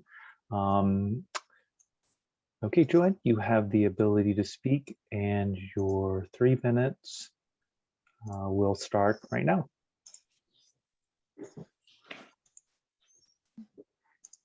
Joanne, are you able to unmute? I think so. All right, your 3 minutes will start now. Thank you. Thank you so much for giving me the opportunity. I'm going to say ask Will. I would like to ask Will Patterson to speak on my behalf. My next door neighbor. Will has got his hand up, but no one seems to be recognizing him. Mr. Patterson is the next in the line after Joanne Cashin. If you want to talk, honey, you can do your.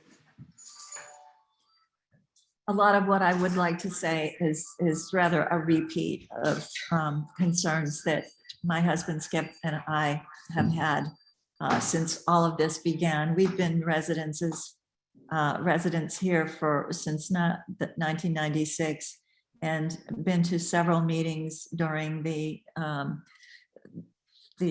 ongoing results of what the Neelys are trying to do. And I said in one of the first meetings that I was shocked. I thought it was unconscionable. And I mean, the commercialization, the parking, the noise, it goes on and on. I just don't understand how so much illegal activity can go on and unchecked, and we're just supposed to shut up and let it happen. So thank you very much for your time. I so appreciate it. But please, please, this is not the Napa Valley. This is not an area where commercialization can happen. But one specific question I'd like to ask: if you're going to have 150 people at a wedding, and you've got you don't have even the facilities for bathrooms? Did I hear that there's just a septic there? Is that what's supposed to handle everything? Does anybody know? I believe we'll be asking the applicant to answer any questions he feels he or his daughter can answer after public comment. Yeah, I mean, that was just one of the things that hadn't been brought up yet. It was earlier, yes. And I'm not sure that noise was brought up yet either. And that to me, and to all of us, has been a big problem, because there have already been at least one party that kept everybody awake. And we're not very close by. You know, we're in front of the meadow, but not their end of the meadow. And so we're thinking, how many tastings, how many parties, how many people every single weekend? It just doesn't add up, and there will never be enough parking spaces to handle them as well. Thank you so much. Good girl. Thank you, Ms. Cashin. Dylan. All right, we have Sandra Patterson with her hand up. And then also Will Patterson. Through the chair, Sandy Patterson spoke very briefly. She was talking about whether the commissioners were present or not. Right, so should we hand over to Will Patterson, because he hasn't spoken yet, because we are an hour and 45 minutes now into this meeting. Dylan? Okay, let me see. His hand went down and then it went back up. All right, there he is. Okay, Will, you should have the ability to speak. Can you unmute? I think I just unmuted. All right, Can you perfect. hear me now? Yes, I can. I'll start your 3 great. minutes. Thank you so much. We've been in Portola Valley here for 34 years, and I'm past chair of the traffic committee, so I have kind of an interest in this traffic situation involving the Neely entrance. Currently, I'm on the Public Works Committee. I'm very concerned about this issue here, particularly where it crosses that busy path that's used by pedestrians. And in addition, you've got bicyclists on weekends, heavy traffic with bicyclists. There's an entrance to the busy Westridge Drive across the street, as well as Stonegate Road. As previous speakers have brought up, there's a real problem with Windy Hill parking along Portola Road already. And I don't know how they're going to enforce no parking on Portola Road if they get an overflow of guests. So I'm very much concerned about this whole project. I think it's misplaced. I think that there's been an incremental creep of development here in a open space area that we all treasure. And I think that there's a major safety issue here. Thank you. Thank you, Mr. Patterson. Right, I think we should say this would be the last public comment, because we are starting to hear some repetition. So Dylan? Okay, to clarify, you would like for Sandra Patterson to speak again? Just in case she had a different comment to the one she made earlier. Okay. All right, Sandra, you should have the ability to speak. Perfect. I will go ahead and start your 3 minutes now. I thought my husband had not been recognized to speak. That's why I put up my hand. Thank you, and thank you for your time, the commissioners and Laura Russell. Thank you, Mrs. Patterson. Right, so I'm hoping that we can tie up the public comment now and move for responses from either Dr. Neely or Mrs. Neely or Lucy Neely. Sure, I'll start. Well, that was a lot of questions, and like Commissioner Wilson said, it's already 5:45, so I'm not going to try and answer them all. Also in particular, because most of them have to do with the scope of the Planning Commission, and I'd like to stick to the scope of the ASCC here. Mostly, I just want to, you know, it's a challenging conversation because it's been going on for over 3 years, and we have revised our proposal repeatedly to be responsive to both the Planning Commission and public input. So it's hard to keep up on the details. I understand that. So a lot of people's concerns are based on sort of like outdated information. So I just want to encourage people, you know, the agenda packets are available. I also want to invite people to the open houses we've been hosting. That's been really great to get the public on site and better understand the parameters that we're proposing for this project. Understand more clearly why the parking situation works. It seems like there's confusion about that, even though we're really confident about that. So there's going to be another open house this upcoming Saturday, and we're thinking about scheduling another day as well, just to open it up to the public more, and I'll put that out on PV Forum. And then I also want to invite anybody, if you can't make those open house days and you want to come and just have a one-on-one talk with me and ask some of these questions, please feel free to reach out, and I'd be happy to host you. The one thing I will respond to is the allegations about events outside of our current CUP. I've made a big effort to be very prudent the last 3 years to operate within the limitations of our CUP. We have hosted twice annual wine club pickup events. The majority of our wine club members are from Portola Valley. There's not on-site sales. People have already purchased that wine when they come to pick it up. So yeah, I've turned down hundreds of tasting and event requests trying to toe the line with our permit. And you know, people bring Zots up as a reference point, and I just want to, you know, for that reference point, mention that we are requesting at maximum about 3% of the current Rosati's visitor count. So yeah, I look forward to continued engagement. I really, if people want to learn more, it's hard to get all the details, please come visit. I would be happy to host you. Thank you. Thank you. And then through the chair, just a couple of things from a staff point of view. There are some questions about traffic and noise, and there's analysis conducted by the town on traffic and noise that were part of this packet and will be available on the website after this meeting and will be part of any future Planning Commission conversations. There was a question about the septic system versus, you know, what are the facilities at that location? So I don't know if Lisa can answer that question or if Lucy can answer that question. Dad, I think I see your hand raised. Dr. Neely? I'll be happy to answer about the septic system. It is true that in our CUP application and approval from 2012 for the building, that we had proposed a composting toilet.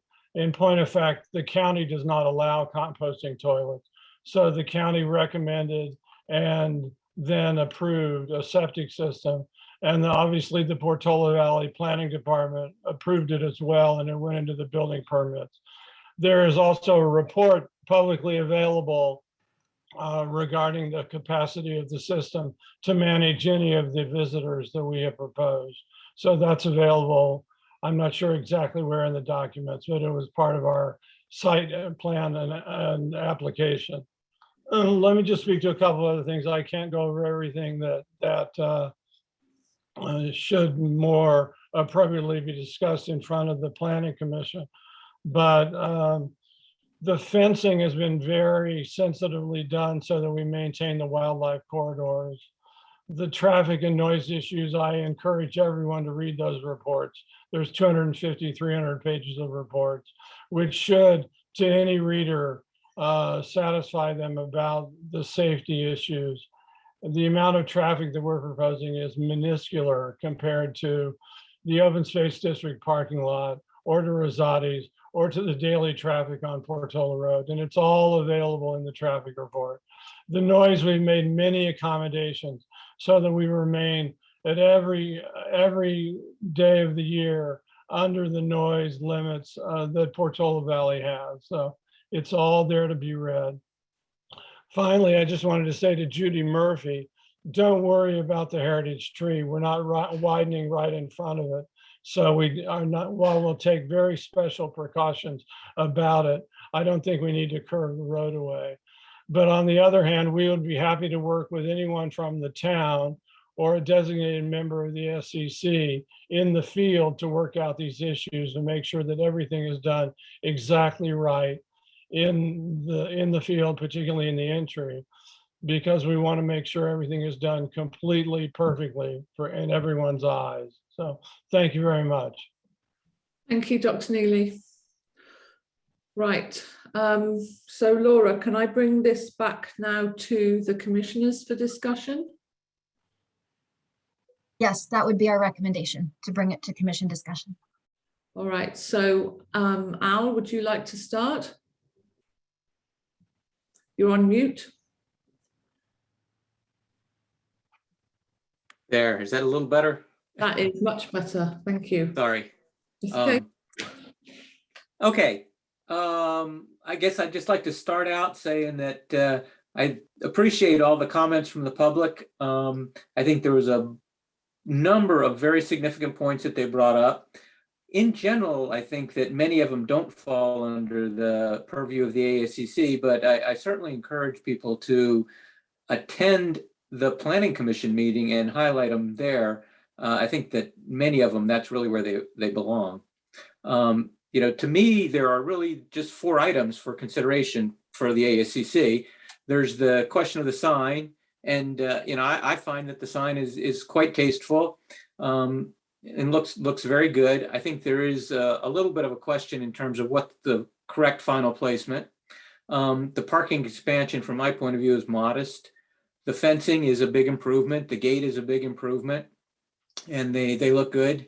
And you know, the driveway widening is a modest change. It'll hardly even be noticeable. The proposal wouldn't really impact views from Portola Road. If anything, it is going to improve the views from Portola Road. So for me, I have no problem making the required findings. I think the staff analysis of the findings is quite good.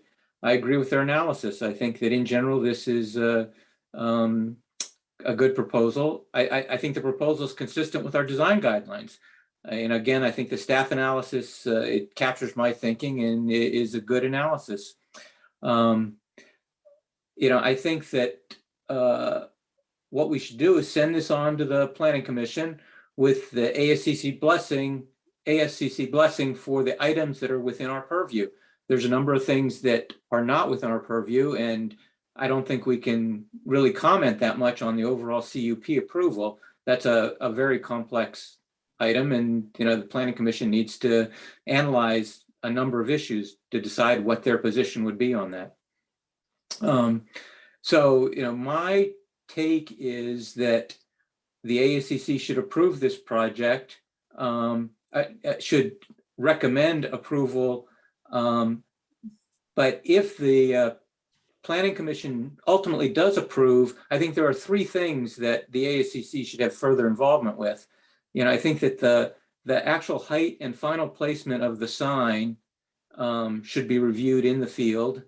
I think that the final landscape modifications need to be reviewed in some detail. Right now, we're just hearing that, you know, to the extent there are landscape modifications, it's going to be native plants, which is great. But the actual, any planting that's done, I think is important to be reviewed. And then I do think Judy's point about the final routing around the Heritage Oak is important.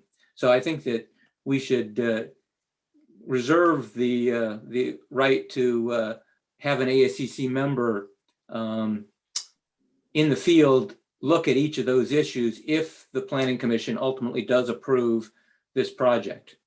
So that's my comment, Jane. Right, thank you, Al. Kenny?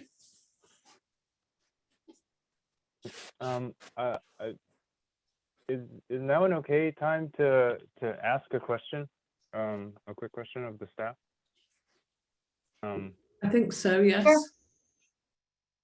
So my understanding is that the property is zoned residential estate 3.5. All right. Is the application to change that zoning? No. The application does not include changing the zoning. So the Planning Commission is making interpretations regarding the consistency of the proposal with the zoning. Okay. Okay. So I think for the most part, I think the fencing and gate would be an improvement for sure. I agree with Al that it sort of makes sense, the level of information that we have now, given that it hasn't gone to Planning Commission yet. But presumably, well, I think we should be requiring that if it gets past Planning Commission, that we do want to see some more details of exactly what this gate is going to look like. And we typically see a little bit more information on the materials and the colors used for gates and fences and things. And I would expect that we would take a look at the same in the way that Al mentioned. It can just come back to one member, just to make sure that it matches with expectations there. Regarding the sign, I just, without a change in zoning, I think it's clearly commercial. I entirely understand why you would want a sign like that for a commercial establishment. But if this is not, if it's not meant to change the character, if it's not meant to change the zoning, I just can't see how we can support a commercial sign. And so I'm okay with adding a street number. I'm okay with adding a street sign even, but it doesn't seem to fit. I'm willing to hear a response. It looks like Lucy has a to say. Oh, I just wanted to mention, in case it wasn't part of the conversation, that part of the municipal code for the zoning district that we are in, residential estate, one of the articulated conditional uses already in the municipal code is winery. And then one of the uses there is retail sales of winery. So just that is in the municipal code for the zoning, retail sales of wine. But is that current, or is that if the CUP passes? That is in the current municipal code residential estate district.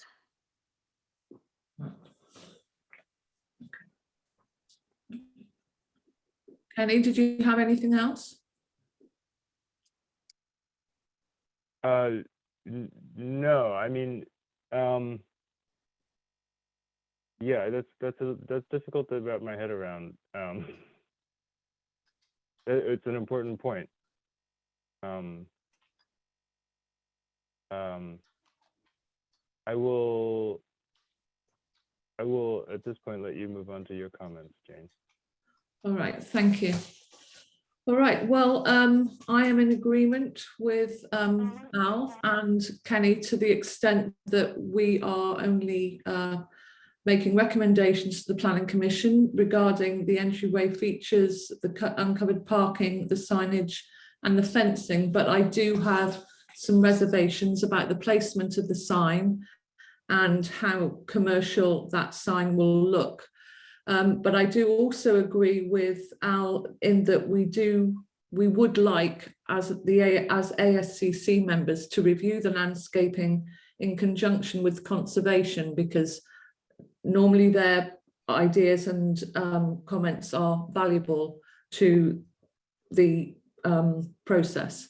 So with that in mind, would anybody like to make a motion regarding item number 2 on the agenda? We don't make a motion on this, do we? Since it's just a recommendation, or do we make a motion? To recommend? I thought that the planning commission just got our comments. Right, would that be? I'll make a motion to request the review of these items if the project is approved. Goes back to one member. This the kind of motion that you're. Yeah, sorry, Laura.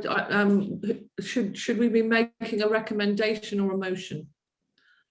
That is up to the ASCC if you want to make a favorable recommendation, meaning you recommend approval of the architectural review permit. And then it would be with those items that you would be recommending a condition of approval that those physical items be reviewed by one member of the ASCC in consultation with the Conservation Committee. Right. Okay. Okay. That sounds reasonable then. So you want to take another shot at your motion, Kenny? You have much more experience with this than I do. I will. Oh, okay. I'd like to make a motion then that that we recommend approval of the architectural items, the sign, the parking expansion, fence and gate, and the driveway widening to the Planning Commission. And if they do ultimately approve the project, that we would like to have a number of things reviewed in the future by one ASCC member. The final placement of the sign, the final landscape modifications, and the final routing around the Heritage Joke. And that we would also include conservation in those discussions. Thank you, Al. And a second? I second.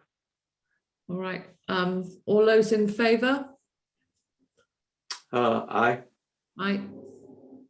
Any discussion? Nope. No. That concludes this item, I believe. Yeah, so just reflecting in the record that all 3 commissioners voted in favor of the motion. Yeah. All right. So we are now moving on, I believe, to item number 3, unless anybody wanted to take a break.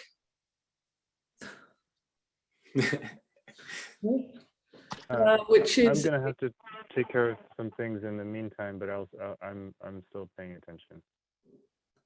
right. Okay, then. Feed the kids. All right. So will you still be listening? Yes, absolutely. All right then. So we do need your participation for the quorum, so we just want to make sure that that's reflected. Thanks. Right. So this is moving on to item number 3, which is the architectural review of an application for the landscape revisions and site improvements for 228 Westridge Drive, Dolin residence. And I believe it's Dylan is going to make the presentation. Yes. Staff. Yes. All right. I'm going to go ahead and share my screen with everybody. So I'm switching from timekeeper to assistant planner. Well done for that, Dylan. Thank you. All right. Can everyone see my screen? Yes. All right. And you can see the presenter, the audience view, not my presenter view. I can see the presenter view. Al? Okay. Can you see my notes over here that I'm circling? No. No, Okay, no, great. it looks great to me. I see just the presentation. Okay, great. All right. Thank you, Vice Chair Wilson and members of the commission. And so this item is an architectural review for landscape revisions and site improvements to a previously approved new residence and appurtenant structures that are currently under construction at 228 Westridge. All right, so the structure of staff's presentation tonight is broken into the 3 requested revisions. The first being the 4 additional redwood trees along the property's Westridge Drive frontage, the installation of an emergency generator, underground propane tank, and a sound enclosure proximate to the guest residence, and a lighting fixture swap out. All right, so turning to the first revision, which is the 4 coast redwood trees, staff just wanted to kind of walk through a timeline which gets us to tonight. So in January of 2020, the ASCC did approve a new landscaping plan, which was approved with conditions regarding the replacement of trees being monitored by one member of ASCC on site. And then fast forward to December 2020, staff was made aware of 4 additional coast redwood trees planted on site. And then subsequently in January of 2021, the applicant submitted a revision application to the building department for these 4 trees. And in February, so that revision was forwarded to both ASCC Chair Ross and the Conservation Committee to determine their support for the additional plantings per condition number 1 of the original and the original application and the approved landscaping plan in 2020, which essentially is if there are any changes or modifications to the plans, either the planning director or the ASCC, depending on the scope of work, would need to review and approve those modifications. And so both Chair Ross and the Conservation Committee did determine in this February determination that the additional trees were not compatible with the town's redwood guidelines. And therefore, the Chair Ross did deny the revision. And so subsequently in May, the applicant did request from staff the full ASCC consideration. And then for that process, a new application was submitted, an architectural review in which staff forwarded once again to the Conservation Committee for comments. And then the Conservation Committee, and this was in May, in June, the Conservation Committee essentially reiterated their incompatibility with the redwood guidelines in June. And then the applicant responded to these June comments in July with a justification letter and a letter from their registered professional forester. I had to get that title right. I was tripping over it a few times when I first heard it. So, and one note that staff wanted to make is that we originally scheduled these 3 revisions to be considered on September the 13th. However, the applicant and staff did agree to postpone this meeting so that the Conservation Committee and their registered professional forester could meet on site to discuss further the comments that Conservation made in June. This meeting did occur on September the 23rd, with the Conservation Committee withdrawing their objection to these tree plantings. And so just now turning to the location of the plantings. And so on the right-hand picture is the revised site plan. And so staff just wanted to note those 4 additional redwood trees that are planted proximate to the guest studio along the property's Westridge Drive frontage. So this is different from the guest residence, which is more proximate to the main residence at the main driveway further up Westridge.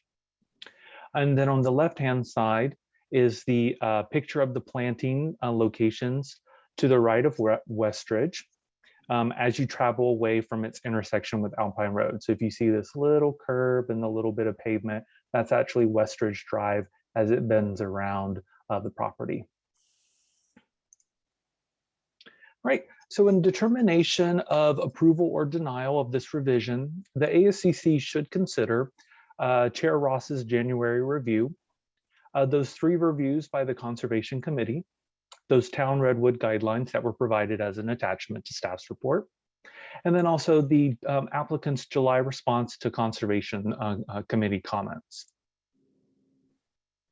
And so now we're going to turn to that second revision, which is the generator and the underground propane tank. And then just to provide some general context, staff does note that the generator does appear on the January 2020 landscaping plans that I referenced previously, but that generator does not show on the corresponding civil or architectural plans included in that original review. And also to date, no civil plans approved by the town note the generator or the corresponding enclosure or tank.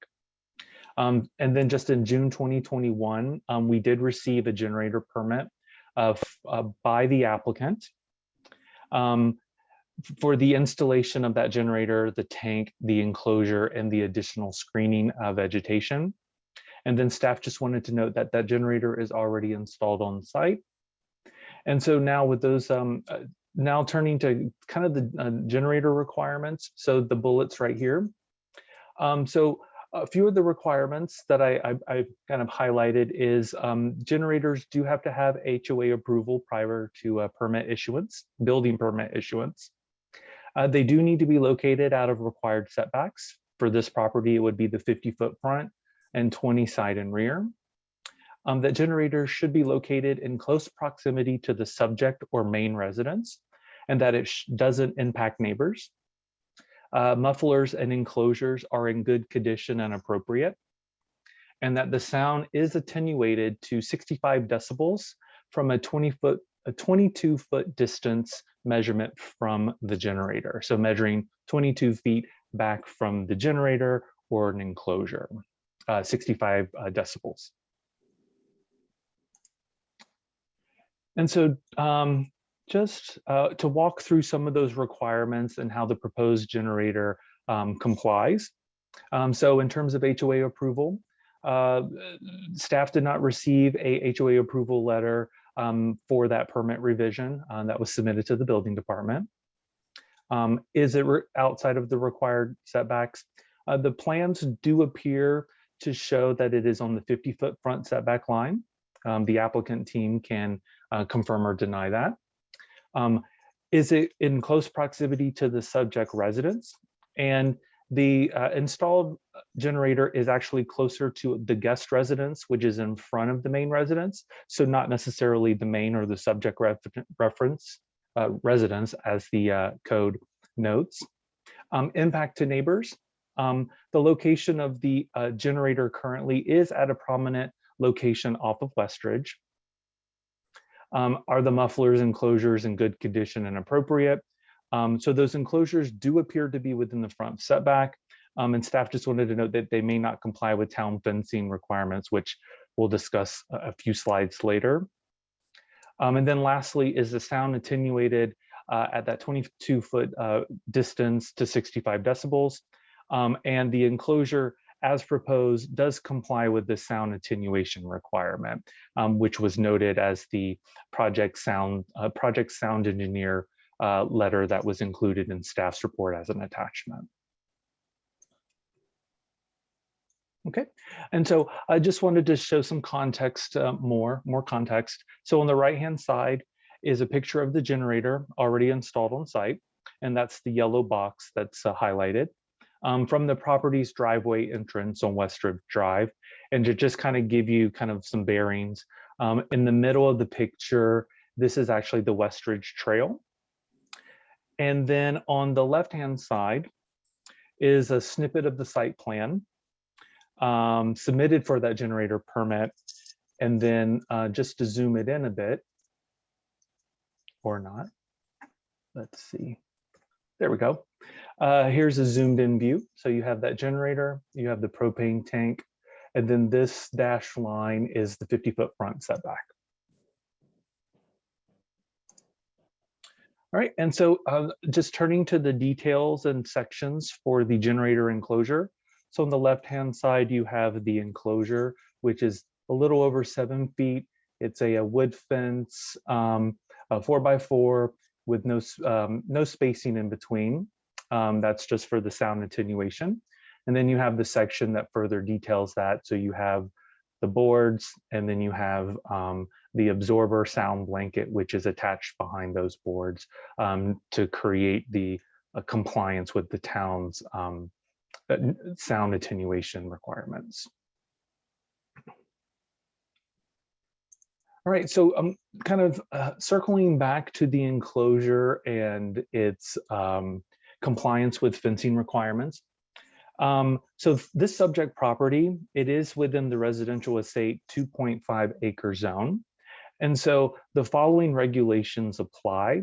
So horse fences are only allowed, and they are only allowed within those required yards and along the property lines. So no domestic fencing can be installed in the yards and along property lines, just horse fencing.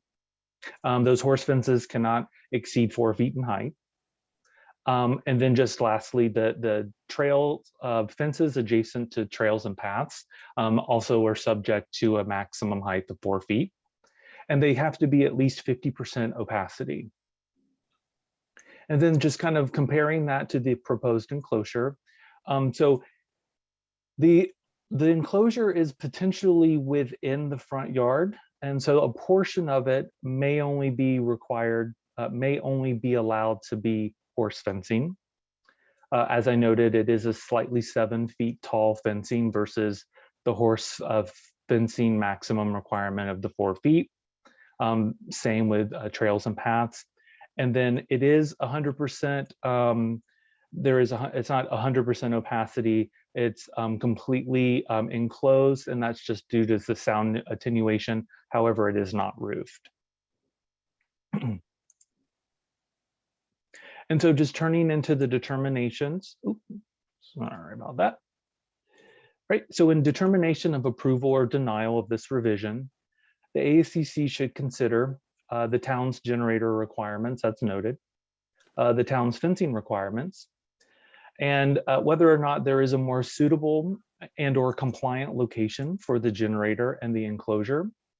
And then also staff's recommended condition number 4, which does require incorporation of those landscape revisions that are noted into the larger 2020 landscape plan that was previously approved. And then those revisions should be reviewed by 2 members of ASCC in consultation with the Conservation Committee or a subcommittee thereto. And so now turning to the last revision, which is the fixture swap. So the applicant is proposing to swap fixture A from the previously approved fixture to the currently shown gooseneck fixture. However, there were no corresponding revised lighting plans submitted with that building permit revision application. So therefore, staff is unsure if that fixture A is being replaced on some or all of the outdoor lighting fixtures that were previously approved. It does appear that this light fixture complies with the town's outdoor lighting requirements. So staff is recommending condition number 3, which does require that the lighting plan be revised to reflect these changes and to provide separate cut sheets for review prior to the building permit issuance. And so in determination of this revision, the ASCC should consider if the provided information in staff's report and attachments is sufficient to determine compliance with the town's outdoor lighting requirements. And if this is not sufficient information, what additional information would the ASCC require? And then that recommended condition number 3, which is the revised lighting plan to be submitted prior to issuance, which is standard practice. And then the separate cut sheets for fixture A. And then just turning to the general findings in the code for the ASCC to approve any architectural review permit. And so staff has detailed how these findings could or could not be made in the report. And staff just wants to note also that if the ASCC determines that it cannot make any of these findings, it is permitted to impose additional conditions so that such findings may be met. And now turning to public noticing and comments received. And so staff did mail notices to neighbors within a 300-foot radius of the property on October the 1st. No comments were received prior to the packet distribution, but we did receive one comment regarding visibility and screening of the generator on today, which has been forwarded to the commission for consideration. All right, so in conclusion, staff is recommending that the ASCC should consider the landscape plan revision for those 4 coast redwood trees along Westridge Drive. Consider the generator and underground propane tank along with the landscaping revisions. And if the proposed location is not consistent with town policies, provide the applicant guidance on more appropriate location. If the ASCC finds that the proposed location is consistent with those town policies, staff is recommending a verification of setback compliance condition to be included in the recommended conditions of approval. And then lastly, staff is recommending approval of the light fixture revision subject to the recommended conditions of approval in staff's report. And with that, this concludes staff's presentation, and we're happy to answer any questions the commission may have. Thank you. Thank you, Dylan. All right. Kenny, are you available, or shall I go to Al first? I don't have any questions at this point. Thanks. All right. Thank you. Al, do you have any questions? No questions, Jane. All right. I don't have any questions either. So I think we should now go through to the applicant presentation, which I'm assuming is that going to be Carter or right? All right. Thank you, Mr. Wall. Thank you, Jane. Thank you, Al. Kenny, I wish I could see you. With me is the owner, Ron Dolan, and a representative, from the general contractors, firm, Dave Rossi. This right now is a bit frustrating, because, in January of 2020, the generator and the propane tank were located, on the landscape plan. The contractor, and the owner are pursuing, the installation of that generator in accordance with that plan. And we're applying for the building permit because they had assumed that when the ASCC reviewed the landscape plan, and the generator was part of it, that they understood, that, it was part of it. And I believe that, competent staff, would understand, what that meant when it was included in the plan. The generator as it's, and the propane tank as it's located on the plan, is in compliance with the ordinance. It's, inside, the front yard setback. The propane tank is underground and invisible. The generator is located adjacent to, one of the owner's buildings. I don't think the code indicated that it had to be closest, to the main house. But it is very close, to the owner's guest house. The height of the fence and the description of the fence, as Dylan has described, is absolutely patently wrong. Inside of the setback, all fences are potentially allowed. They would be allowed with ASCC approval, and this is a very purposeful domestic fence. To enclose the generator. Inside the setback, structures are allowed to be 28 feet tall. The structure as it's being, characterized here, and designed is only 7 feet tall. And as such is in complete compliance with the ordinance. The reason that it's solid is to comply, with the requirement for sound attenuation. The generator itself without the sound attenuation is rated for less than 65 decibels at 22 feet. The closest neighbor is at least 50 feet away to the property line, and then the right of way is another 75 feet wide, plus another 50 feet to the next closest neighbor. the likelihood that the next closest neighbor would even hear the generator, is very unlikely, considering the sound attenuation, and the distance between, the noise source, and the noise receptor.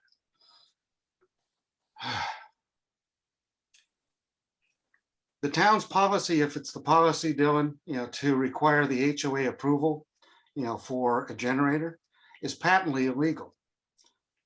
The town's enforcement of HOA, approvals has never, in the town's existence, ever been done. I've been practicing in Portola Valley since 1985, 86. And that is not, the case. And if it is, I think we've got other problems going. I believe that, the generator, is an issue, that should be dispatched tonight and approved. The landscape plan, indicated with the approval, matches, the intent, of the overall landscape plan. It is, with its location along, the 50-foot setback is far further away from any potential neighbor, than it could be if it was on, the 20-foot setback alongside the garage.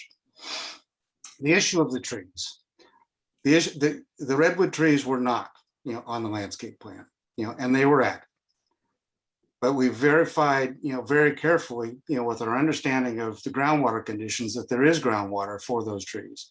It's directly adjacent to the drainage that comes down, that creates the ravine, on the far side, of the 228 Westridge property. And as such, is a good place, for those trees. And I think the town's policy, for redwood trees, even though it's not written, in the design guidelines, is an overreach, and these trees should be allowed to remain. They're doing a good job for what they're intended to, and they're not obnoxious. They're not going to intrude, on the public way or any public trail. And I'd look forward to them, being approved tonight as well. Last thing is the light fixture change. The light fixture change was, to conform the house, to the light fixture changes that were approved, when the guest house was final. And I think this is, another clerical issue that should have been resolved, with, the planning department making a decision, that they're, in compliance with the intent, of what the ASCC approval was. I look forward to your questions, and, Ron, Dave, if you've got things to, to add, I encourage you to, get them in before, the public comments. I really do. I want to share with the committee my extreme frustration with what's happening. And I'm trying to just be calm. I've lived here 16 years. What I'm seeing is the redwood trees were put in because everything was shut down in the town. We're trying to get this project done because it's taking years longer than any of us wanted it to, and it's inconvenient for the town. And putting in a couple of those redwood trees, that's the only place we can put them.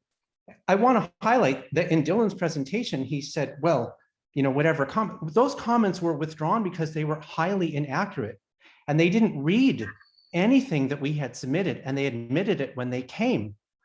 So when they finally came and talked to our forester, when they talked to us, they realized there is groundwater there.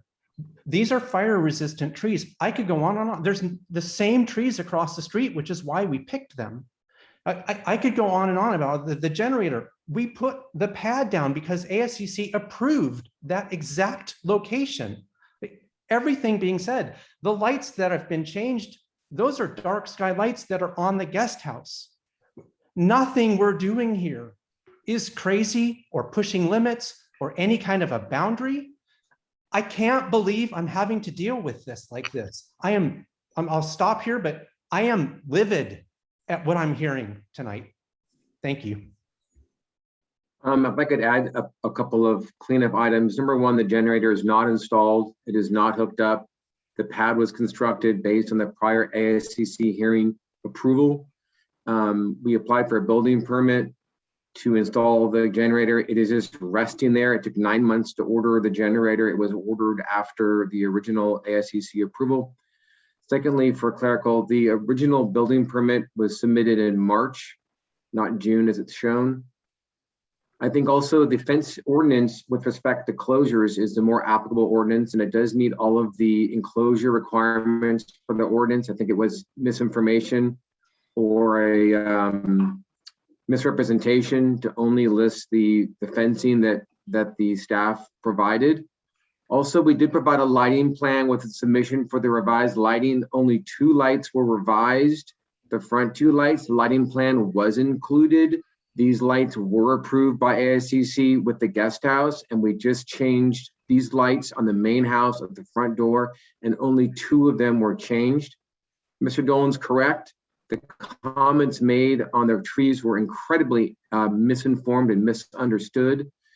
We went several rounds before we could get people to actually look at the submission, and the soils reports were submitted in the original package showing groundwater at 7 feet. And the redwood trees, should be noted, meet every single aspect of the Microclimate Conservation Committee's findings. So with that said, I appreciate your time and thank you for listening. Thank you, Mr. Rossi. Any more comments from the applicants? All right, commissioners, do we have any questions for the applicants? I have questions. I was unclear, Carter. Are you saying that the generator and the fence is located within the 50-foot setback, or it is outside? Behind the 50-foot setback. Behind, okay. Okay, so the fence around, the enclosure around the generator will be outside the 50-foot setback? Yeah. Yeah, just, just like any other structure, it's allowed to be, up to 28 feet tall, right? With the ASCC approval. Okay. And it seemed like you really recoiled at the idea of HOA approval. We're going to have to do it, but the town enforcing it, is illegal. I guess maybe that's true, but we do that on other things. I mean, we always ask, people have to get, within Westridge, they have to get HOA approval. Within the Ranch, they have to get HOA approval. Within Blue Oaks, they have to get HOA approval. So I don't understand why this doesn't have it. They did, except for 138, Goya, and because they still don't have approval. No, there's still no letter of approval. That's incorrect. That's incorrect, Mr. Wall. There's no. I have not seen a letter of approval. You may not have done, but you're incorrect. We've asked for it. That's a different subject. Al, did you have any more questions? No, that'll do it. All right.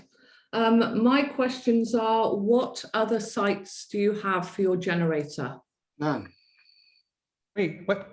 No. What? I'm so confused. We did not pour that pad until we had this committee's approval. And now you're asking us to move it. That is even being considered at this point. You've already approved it. Let me add something, that the current location is next to a very large PG&E transformer, as well as the main service, gas service for the property. All of the utilities are located within the same area and intended to be screened, as shown on the approved ASCC plan, that all of these utilities, both the original transformer, the original PG&E meter, as well as the PG&E gas meter and this generator, are all located together per the prior approved ASCC plan. There is a lot of conduit that has been laid as well. Previous ASCC approved plan shows small notes. You know how there's a symbol and then there's a number for the electrical and some of that equipment that's grouped together to the side of the guest house.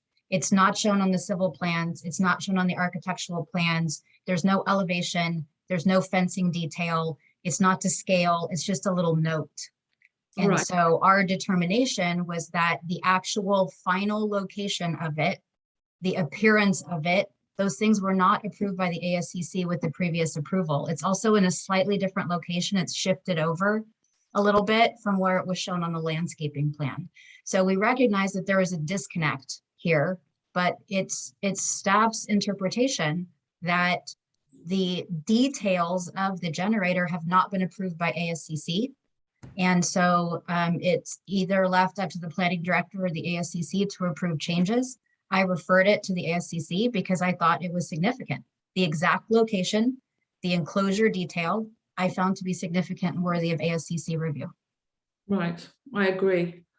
That's a misrepresentation. That is an absolute misrepresentation. The city staff asked us to put fencing in. We did not want to put fencing in. We did not plan to put an enclosure in. And we were happy with it per the ASCC plan. It was under the building permit submission process that this was requested of an enclosure and these elevation plans. And there's no reason to put the location of this information on a civil plan. It was submitted on the approved landscape plans, which showed these utilities. I don't understand why a civil and an architectural plan need to be submitted to the ASCC approval for a landscape plan. That doesn't make any logical sense to anybody who does this on a day-to-day basis, from my perspective. Well, all right. If I can answer through the chair, that the relationship to the setback is important. And that's why it would normally be shown on an architectural plan or a civil plan, or the setback would be shown on the landscaping plan, and those kinds of details would be included. The So setback is that's our shown on all of the interpretation. plans. The setback is shown on the building permit submission. The setback is shown on the landscaping submission. I agree that that's important, and those are shown on all of the plans, including the submission for building permit to prove that it is outside of the setback. Also through the chair, I'd like to add to Laura's comment. So there was a application for a generator and an underground tank for the guest studio where the redwood trees were installed. And those civil plans do indicate that there is a generator pad and the location of the propane tank. So those plans also include the location of the generator in question at the moment. And there is no note either of an existing or proposed generator pad or propane tank being installed. And my recollection is that revision was done, I want to say probably October of 2020. I have those plans if the chair would like to review those. It was a separate submittal directly to the building department and I believe Public Works and Engineering, but I have a copy of that if you'd like to review. If the chair minds, it's still another misrepresentation of fact. The civil engineer submitted the application for us for the studio's generator at the request of the building department. Everything we do is at the request of the building department. Neither have they ever asked us to get an HOA approval for the generator pad for either locations, either at the studios or for the main house. It's not a secret that our civil engineer and the city approved the studio's generator without an ASCC approval. It wasn't until after the ASCC already approved the main generator for the main house. These are vast and complete and total misrepresentations of fact, and it still does not remove the approval of the ASCC approved landscape plan because it's not on a civil plan. You just don't erase an approval because a civil plan doesn't also have the generator shown on it. I think that's a preposterous representation from the department. Right. Well, I would like to know whether or not any other position for that generator and that fencing has been considered. To me, they're not. Looking at that view from the road, as a neighbour, as a resident, it is obtrusive and it is obnoxious. So that is my feeling on it, and that is the generator. And it was a question as to whether or not it could be moved so it wasn't so obnoxious, so it wasn't so blatant, but you obviously do not want to answer that question right now. Jane, I'm happy to talk with you. I'm happy to talk with you about that point right now. I will move on to any. On the record, I am willing to talk with you about that point at this exact moment. It is not within the guidelines of the town to have that generator basically on a ridge line. You can show us All right. the guidelines. I'm surprised that this is happening this late in the game. So at a minimum, it's irresponsible after we have poured not only the pad, but we have a lot of conduit that we have already done. This is tens of thousands of dollars that we have already put there based on that we thought you had already approved this. And now you're just saying, well, maybe we ought to put it somewhere else because Laura's raising this objection. I can't believe this is even happening. It was a question, Mr. Dolan. I'd like to answer the chair's question. This is the most appropriate location for the generator, primarily because it's the same location that will screen the transformer, which is a separate structure, as well as the rotary gas meter, which is a separate structure, as well as the main PG&E service and switchgear and the meter. They're all collected together. When the original ASCC plan was approved, none of these objections were brought up. The pad location for all of the items I just explained, PG&E, gas, and main service were listed, as well as this generator location. The only other locations would be, if not more obtrusive, which would be in the meadow, which would be also out of the setback, but would be more obtrusive than screening them all together with landscaping next to the owner's driveway. The way the pictures are presented makes it look obtrusive, but it's actually not very obtrusive at all. It would be more obtrusive separating all of these utilities. I visited the property twice today because I had to do it twice because I couldn't believe it the first time. So well, everyone's entitled to their opinion. I don't think it's obtrusive. Just okay, that was the question. Kenny, do you have any questions for the applicant? I'd like to ask Jane a question. Okay. We have several through the chair, I would recommend that you go to the structure of the meeting and let commissioners ask questions. And then if you wish to engage in this discussion after the public comment, then you could do that.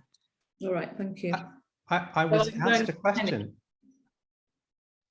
Who is the commissioner? Kenny Chung, please. The question I have is what is the distance between the location of the generator now and the location that was? It doesn't sound like there's a dispute as to whether or not this was represented in some form on the plans that were approved. And I'm just curious to know what the distance is. I mean, is it not in the same? Well, if there can be agreement on what that distance is, I would like to hear what that distance is. And Chair, just as a point of order, I've disabled the ability for panelists to unmute themselves so we could just bring order to the room. So if you want people to speak, just let me know so I can unmute them. Thank you. Right, thank you.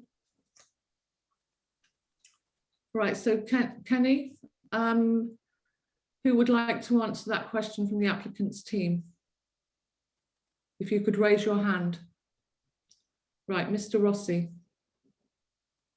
the current generator pad location is approximately in the location for the prior ASCC approval plan, and it is outside of the setback. It's been verified and surveyed to be outside of the setback, and it is not within 50 feet of the public right of way, as indicated on the building permit application. Does that answer your question, Kenny?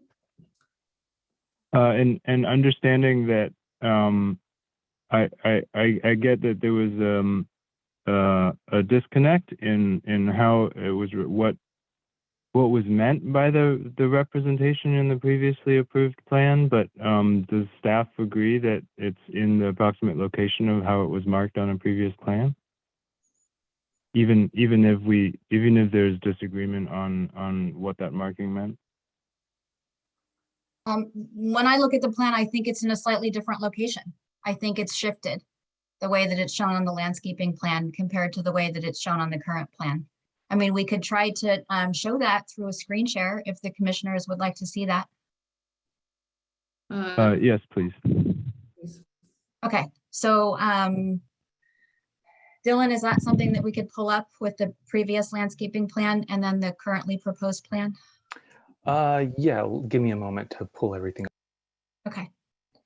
And I want to reiterate, we want the applicant team to have the opportunity to participate. So we just need to be orderly and take turns in talking. That's all that we're trying to achieve.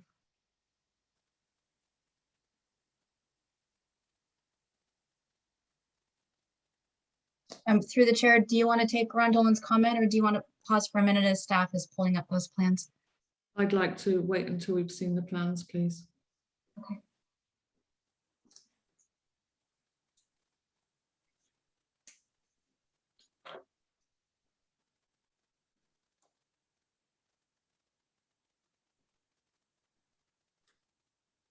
Okay. So what I'm going to do is just break it into two. So I'm going to use the, so these are the plans that are in the attachment to the staff's report. This is under the landscape revisions, if commissioners want to follow along. So this is the area that we are noting has the generator note. And so when you look at, and I'm going to just switch gears here. So the challenge is the plans that were provided make it a bit difficult to actually kind of, it's apples and oranges, but if you take these two as kind of a point of reference, these two trees, this is the generator, this looks like it's the electric meter. I can zoom in a bit.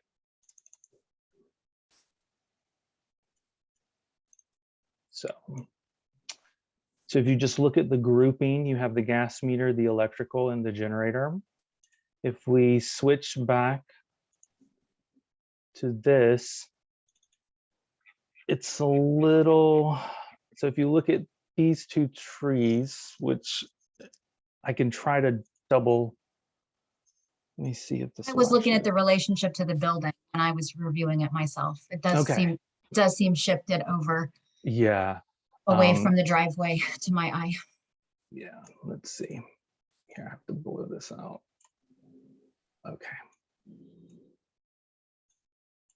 Trying to do a side by side for everybody.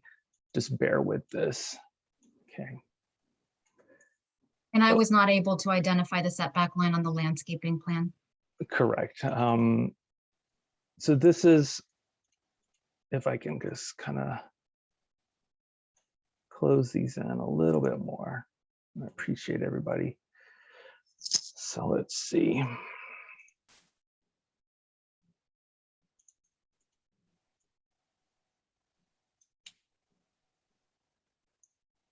So this is, so on the left-hand side, you have the, is this as clear or is this completely confusing, at least to it doesn't show commission? the side by side.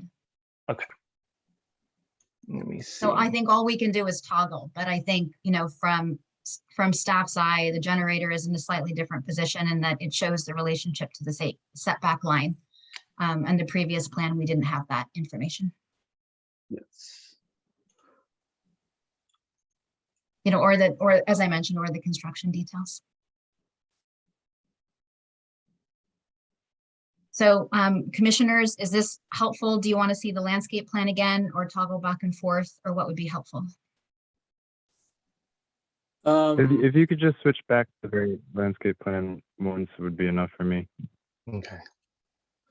All right, and I'll just, I'm going to zoom in on the area in question and see if that helps.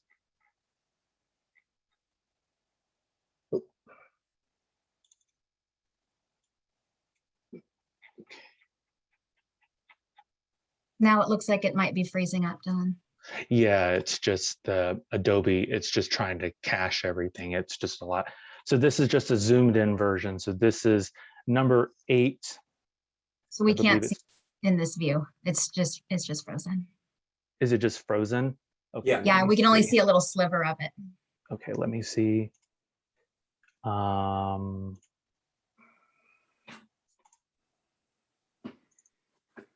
Can you see it now? Now it's back. Yeah. Okay, Now it's perfect. All right. Did you want me to zoom into this area, Kenny? The note 49, if you see my hand kind of hovering, and if you cross-reference over here, so that's why I'm just hovering. Do you want me to zoom in this area, Kenny, or is this sufficient? No, that's sufficient. Thank you. Okay.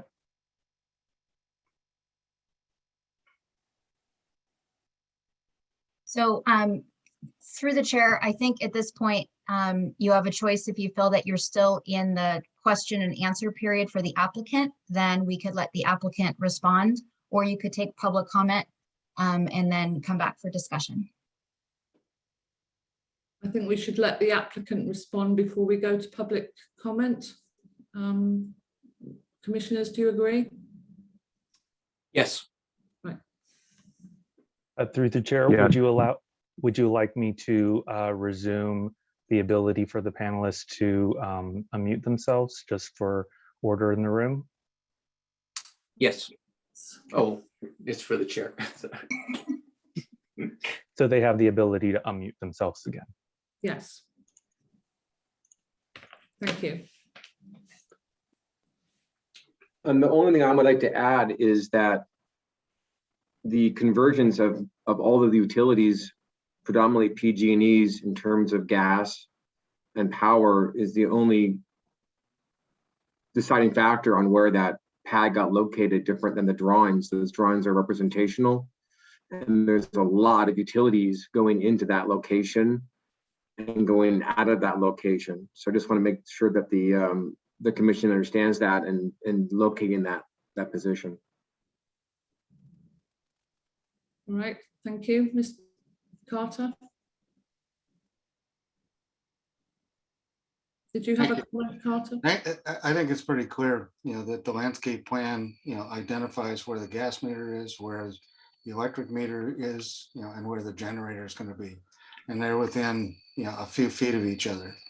I recognize that the landscape plan doesn't have, that Dylan showed, didn't have the 50-foot setback in it. If anything, the generator, that is being applied for, is fully in compliance, and the fencing is fully in compliance as well. And I'd look forward to your deliberations. In the meantime, the owner, has left the meeting. He's very angry. He feels he has a legal, basis, that he's being discriminated against.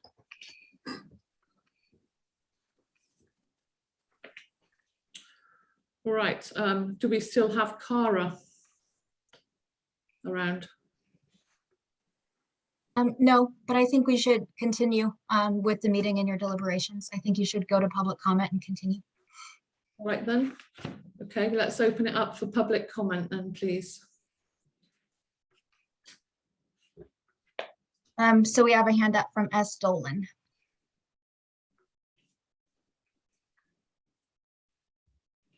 Hello, can you hear me? Yes. Yes. Hi, I'm Stephanie Dolan and I live at 228 Westridge. And I have 2 kids, one of which is special needs. And we just moved in May and we're really, really anxious to get the house the way we would like it. And I actually worked with and met with the Westridge Homeowners Association's architectural group and walked the property before we started construction. And one of the things I am very interested in is revitalizing that beautiful meadow down there and I worked with them to try and keep that as open as possible. So the committee said it might take 5 to 7 years, but I want to revitalize that with native grasses and get out the invasive species. They said it would take quite a while, but that's the plan. I'm actually love living here and I love the trees, and the landscape for me is intended to fit into where we live. I walk the horse trail with my dogs and my kids, and I don't want it to be unattractive as we drive and we walk up the street. The landscape is very important to me. It's part of why I love living here. So I think that what we've been trying to do is come up with a place to put all that stuff together in one area and to shield it from the road in the ways that are appropriate. And I'm letting the experts, tell me what the rules are. And if we need to get a lawyer to come and tell us, but my understanding was that it was already approved. They poured the concrete. There's all this conduit laid. And I'm working with the architect now, or not the architect, the landscaper is finally able to start working on the property and get it back to looking beautiful and try to get in some more, get rid of the invasive grasses and put in some more natives and really revitalize and clean up the whole area so that it's beautiful for us and the people going up and down the street. So that is my perspective. And it's very hard and frustrating to not have this go any faster. It's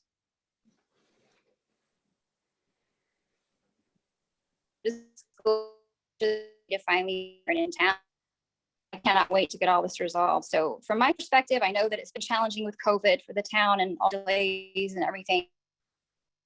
But I just wanted to let you know, Jane, in particular, since you seem concerned about this, I am very much care about how the community and the neighborhood feels about how this property looks. But I really do think what we are doing is in line to make sure that it stays that way. Again, if you want to come talk to me personally, walk around the landscape architect, any comments you have about revitalizing that meadow, I would love to hear them. I've already met with the Homeowners Association a few years ago about this. So talk to me personally if you'd like as a homeowner.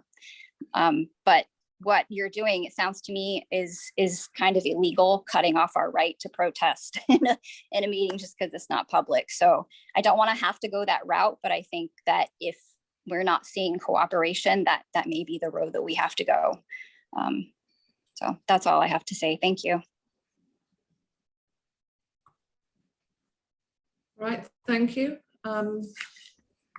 Carter? I don't have anything else. I'll lower my hand. I forgot to lower my hand. Right, thank you. I do not see any other members of the public with their hand up. All right then. So do we want to bring this back to discussion by the commission? Yep. All right. Al, would you like to go first? Sure.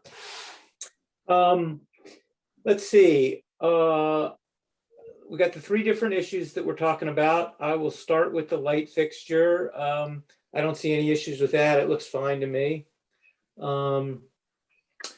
Next issue, generator and underground tank services, fence, etc.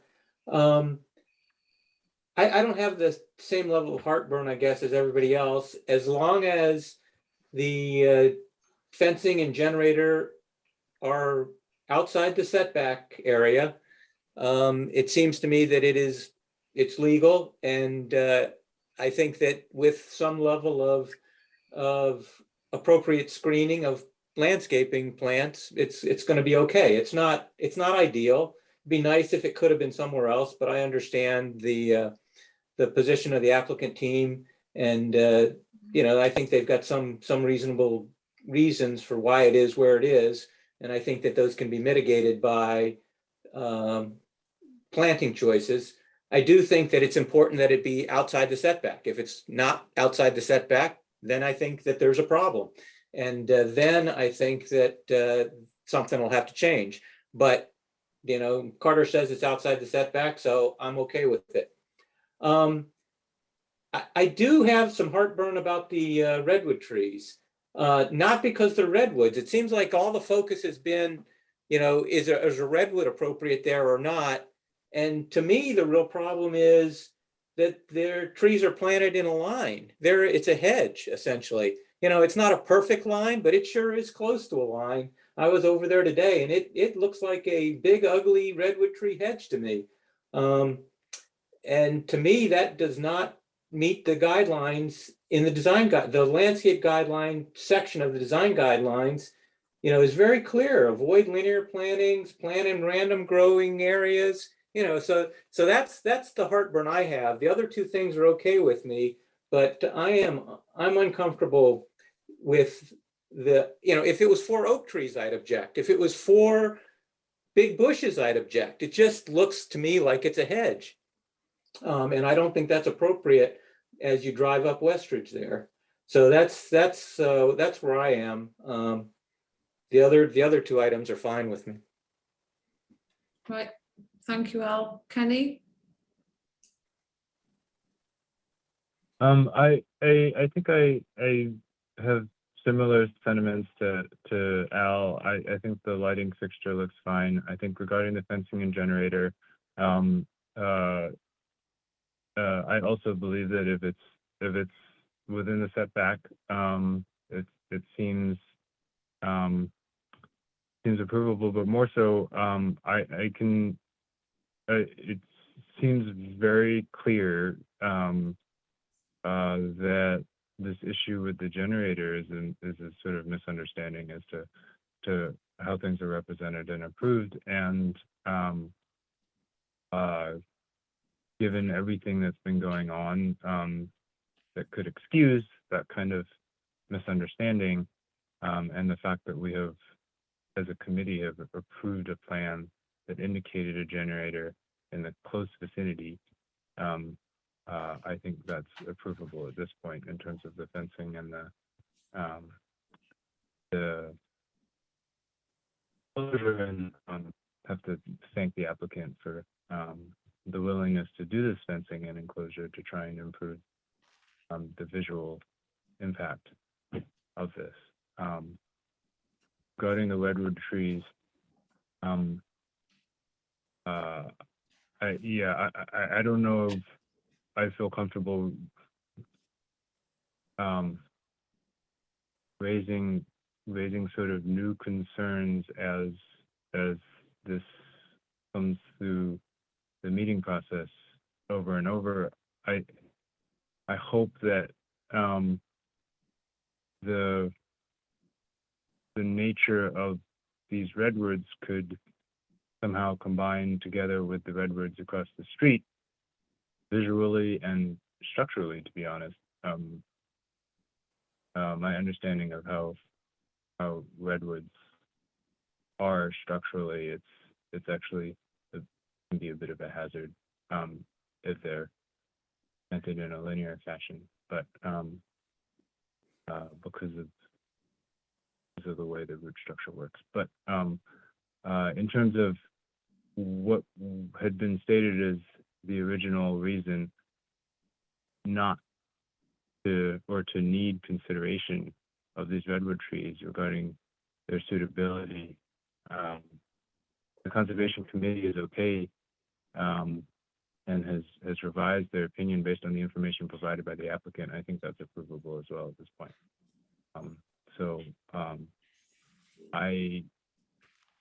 I'm interested in recommending approval on all three items, in full consideration of all of the circumstances. I think we can treat all of these circumstances individually. I think the level of miscommunication and the stress levels that are apparent is really unfortunate. It makes me a little bit sad to see that kind of stress levels.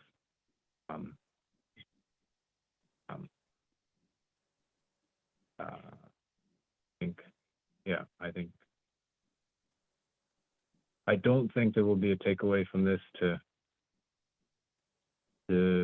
for other residents to sneak in things with. I don't have the impression that there's any kind of deliberate attempt to sneak things in, and I don't think us approving this will generate a willingness to do that. My recommendation is to approve. All right, thank you, Kenny. Well, I think it's quite rare that a chairperson disagrees with the other commissioners. I have always felt that this property was pushing the boundaries and pushing the envelope and trying to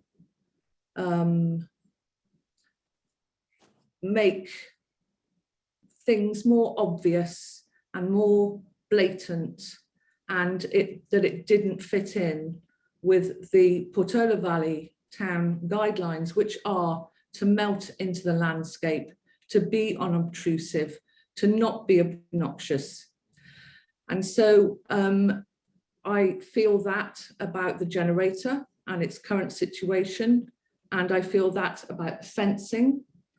I feel that about the redwood trees, because even though there is a forester that has said that you've got underground water, if any other neighbours on the other side applied to put in redwoods, we wouldn't grant the permission there because it isn't riparian, it isn't fog drip. And we also wouldn't say plant them in a fence line. When we have our guidelines, we have a this and not this drawing.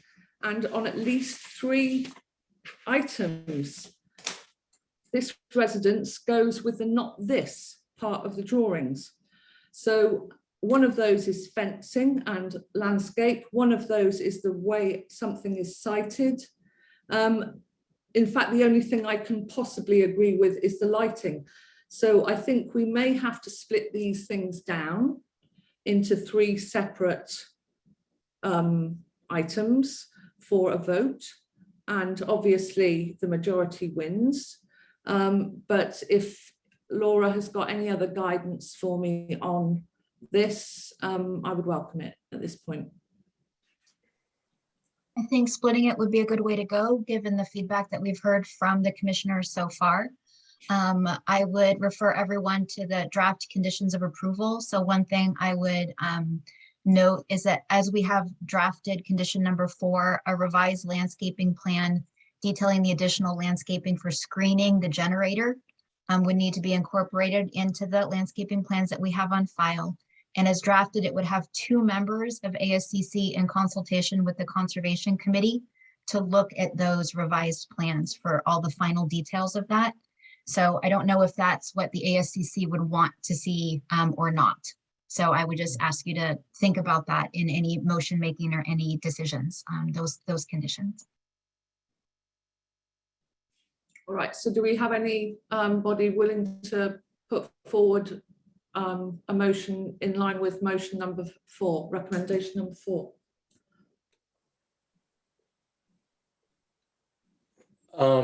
Let's see. I'm not sure I'm caught up with what we're doing. Are we getting ready to vote on each individual item, or are we taking a vote on all 3 together? Well, I was hoping that we could split it down so that it was clear for the applicant on each count, which is, I mean, one would be the generator, one would be the redwoods, and one would be the lighting. But Laura's just said that condition number 4 regarding the landscape for the screening of the generator is the way the staff would have recommended it to go. Okay. All right. So when we have a vote about the generator, we'll have to decide whether or not we also want that as a condition. Okay. Yes. Right. Okay, great. Okay, so let's start with the potentially the easier one. I'll move that we approve the different light fixture as proposed. A second. All right, all in favor? Aye. Okay, so now let's get a little more complicated. I move that we approve the generator and fencing as proposed with the condition 4 recommended by the planning staff. All right, I second. all those in favor? Aye. Those against? Okay. So since we're on Zoom, I want to reflect in the record that Commissioners Sill and Chung voted for the motion and Vice Chair Wilson voted against the motion. Okay. All right. And then I can't move to approve the trees because I don't think we should approve the trees. So I'm not the right person to make a motion on that. All right, Kenny, would you like to make a motion on that one? The 4 trees as planted? I make a motion to approve the trees as planted. All those in favor? Well, we need a second. I don't think we're going to get a second. No, you're not going to get a second. We're not going to get a second. So I guess just, based to follow up on my comment, again, the thing that really I object to is the planting in a line. And in my mind, one thing that the applicant could do to mitigate that is to take out one of the, there's 4 trees in a line. If they took out one of those 4, one of the center ones, so that it was 1 tree and then 2 trees, then it wouldn't look so much like a line. So at that point, I could vote for leaving the remaining trees, but I can't go along with the 4 trees in a line. It just, to me, it clearly violates the design guidelines. I agree. It looks like the applicants want to respond to that. Looks like Carter's got his hand up. With the risk of having my head chopped off by Ron Dolan, I will recommend that the owner accept that mitigation. Okay. I believe that, So yeah, I guess I agree. I'm sorry, I didn't hear that. I agree that the owner would be open to ensuring that the trees are properly staggered per the guidelines. I don't think there's any intent to plant them in a line, but if there's some additional staggering that is required or requested by the commission, then the applicant would be open to that. To put this to bed, it seems like a really nice solution to kind of get this behind everybody. Seems better than no trees. I wouldn't be happy. Well, I'm not a Lorax, but I like trees over no trees. But for the other commissioners, I'm sure the applicant would be willing to ensure there's adequate staggering. And if the panel or the commission is open to having the registered forester guide the placement of those trees with the conservation committee, we'd be happy to accept something like that. Well, it's very rare that I actually disagree with the Conservation Committee, but I absolutely do on this one, because I don't think that's the right area for them.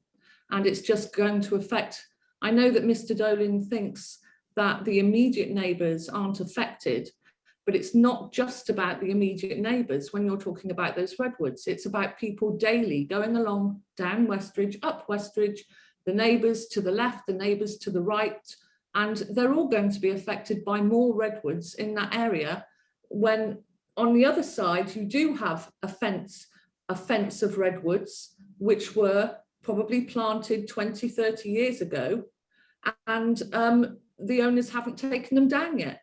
So those are in the wrong area, but just because those are in the wrong area doesn't mean to say we should plant more in the wrong area. Even if you do have, as your water person has said, some sort of underwater system. It's not the right area for redwoods. I am surprised that conservation changed their mind after 3 meetings where they said they were the wrong area. I respect and understand the commissioner's view. We did go through every single item line by line of the microclimate requirements, and the Conservation Committee with the registered forester kind of consider the area of transition between a wooded oak and a microclimate of riparian due to the location of the creek. The low groundwater is due to the creek, but I respect the chair's views. and I'm just reporting as I see it. There are a lot of redwood trees in that area, and it does look good to me, but I understand I'm not in the position to say it looks nice or not nice. But also, but also if you look at the redwood trees on Ford Field, they're dying, they're dry, they've had to be limbed up. And so there's no sort of obfuscating of the area behind. You can see immediately everything behind because the redwoods aren't happy there. So all Mr. Dolan needed to do was go and look at those trees in Ford Field and see how happy those trees are going to be in a few years' time. But he still planted them without even asking conservation first. He does these things and then retrospectively comes back and says, this is what I want to happen. And that's not how we work. I'm not speaking for Mr. Dolan. I'm just speaking from my own perspective. The trees across the street are maybe 80 years old and they are doing well. There are oak trees in the area that are not doing well. We reviewed these scenarios with these trees with both the certified forester as well as the conservation committee. I absolutely respect the chairperson's views, but we haven't had walks with the conservation committee as well as the certified forester. The trees will do well as the trees across the street have done well. These are not the trees I Ford Field. The trees across are at least 80 years old and they're thriving and looking good. And they're all along the same corridor of creek that runs through that road perpendicular to Westridge. So I hope that helps answer your question. Right. Well, obviously I am in the minority, so I'll just be quiet now.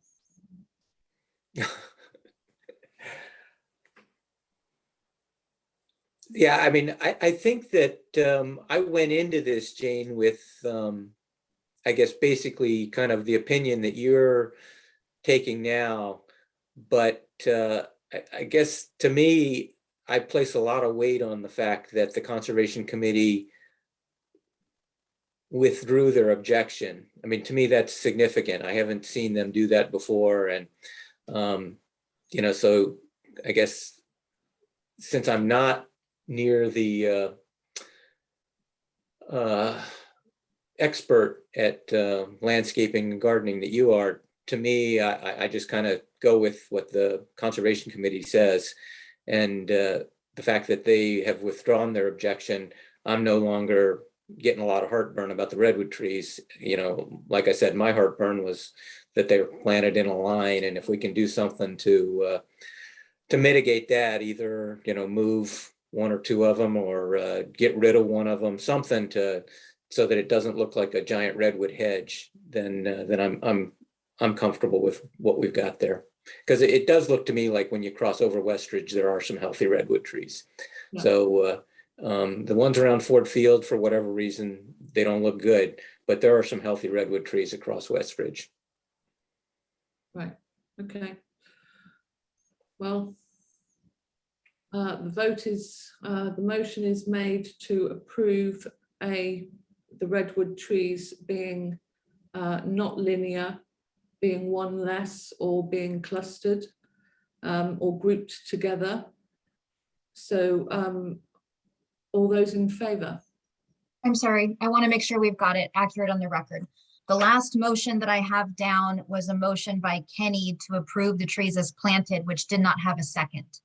And then after all of this discussion, if we want to have a motion based on less trees or changing the grouping, we would need a fresh motion on that.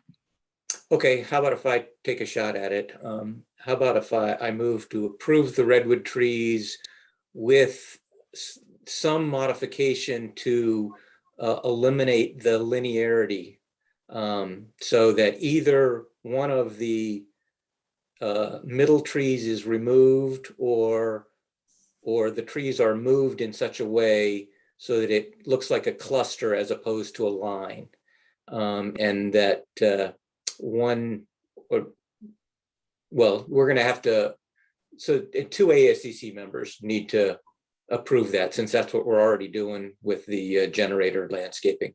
So let's say that 2 ASCC members have to approve that. I second. Okay. All those in favor? Aye. Aye.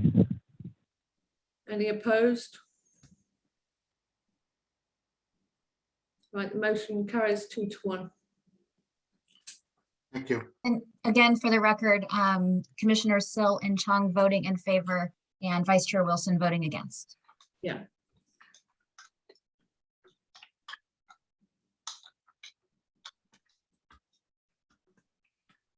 Okay, thank you, everyone. That concludes that discussion. We appreciate everyone's patience hanging in there on that.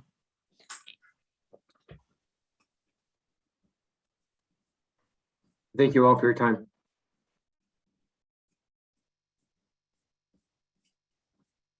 Do we have any other items on the agenda?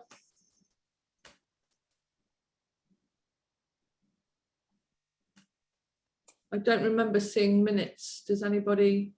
No, the minutes got a little bit out of sync. We didn't have the minutes for you for the site meeting that we did at 214 Grove. So we'll need to bring those back to you at a future meeting. Right. So we just have commission reports if any commissioners have commission reports. That would be the next. All right. I don't have any commission reports. I haven't been out to look at any properties since our last meeting. I have no reports as well.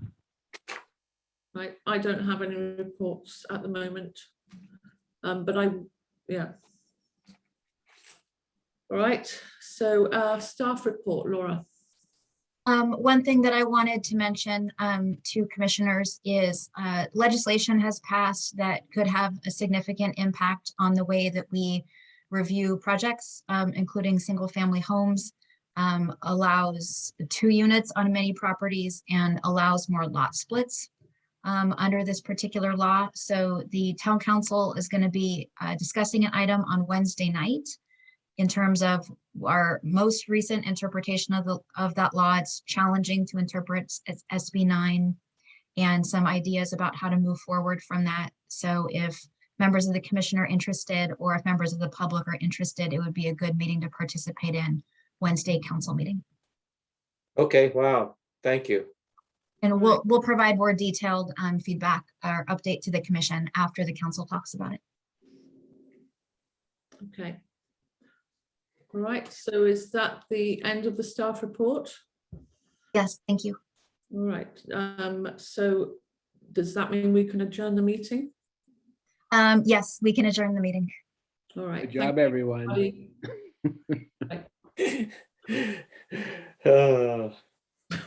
Okay. Thanks everyone very much. Thanks. Okay. Thanks, Jane. Good night. Good night, everyone. Bye. Bye.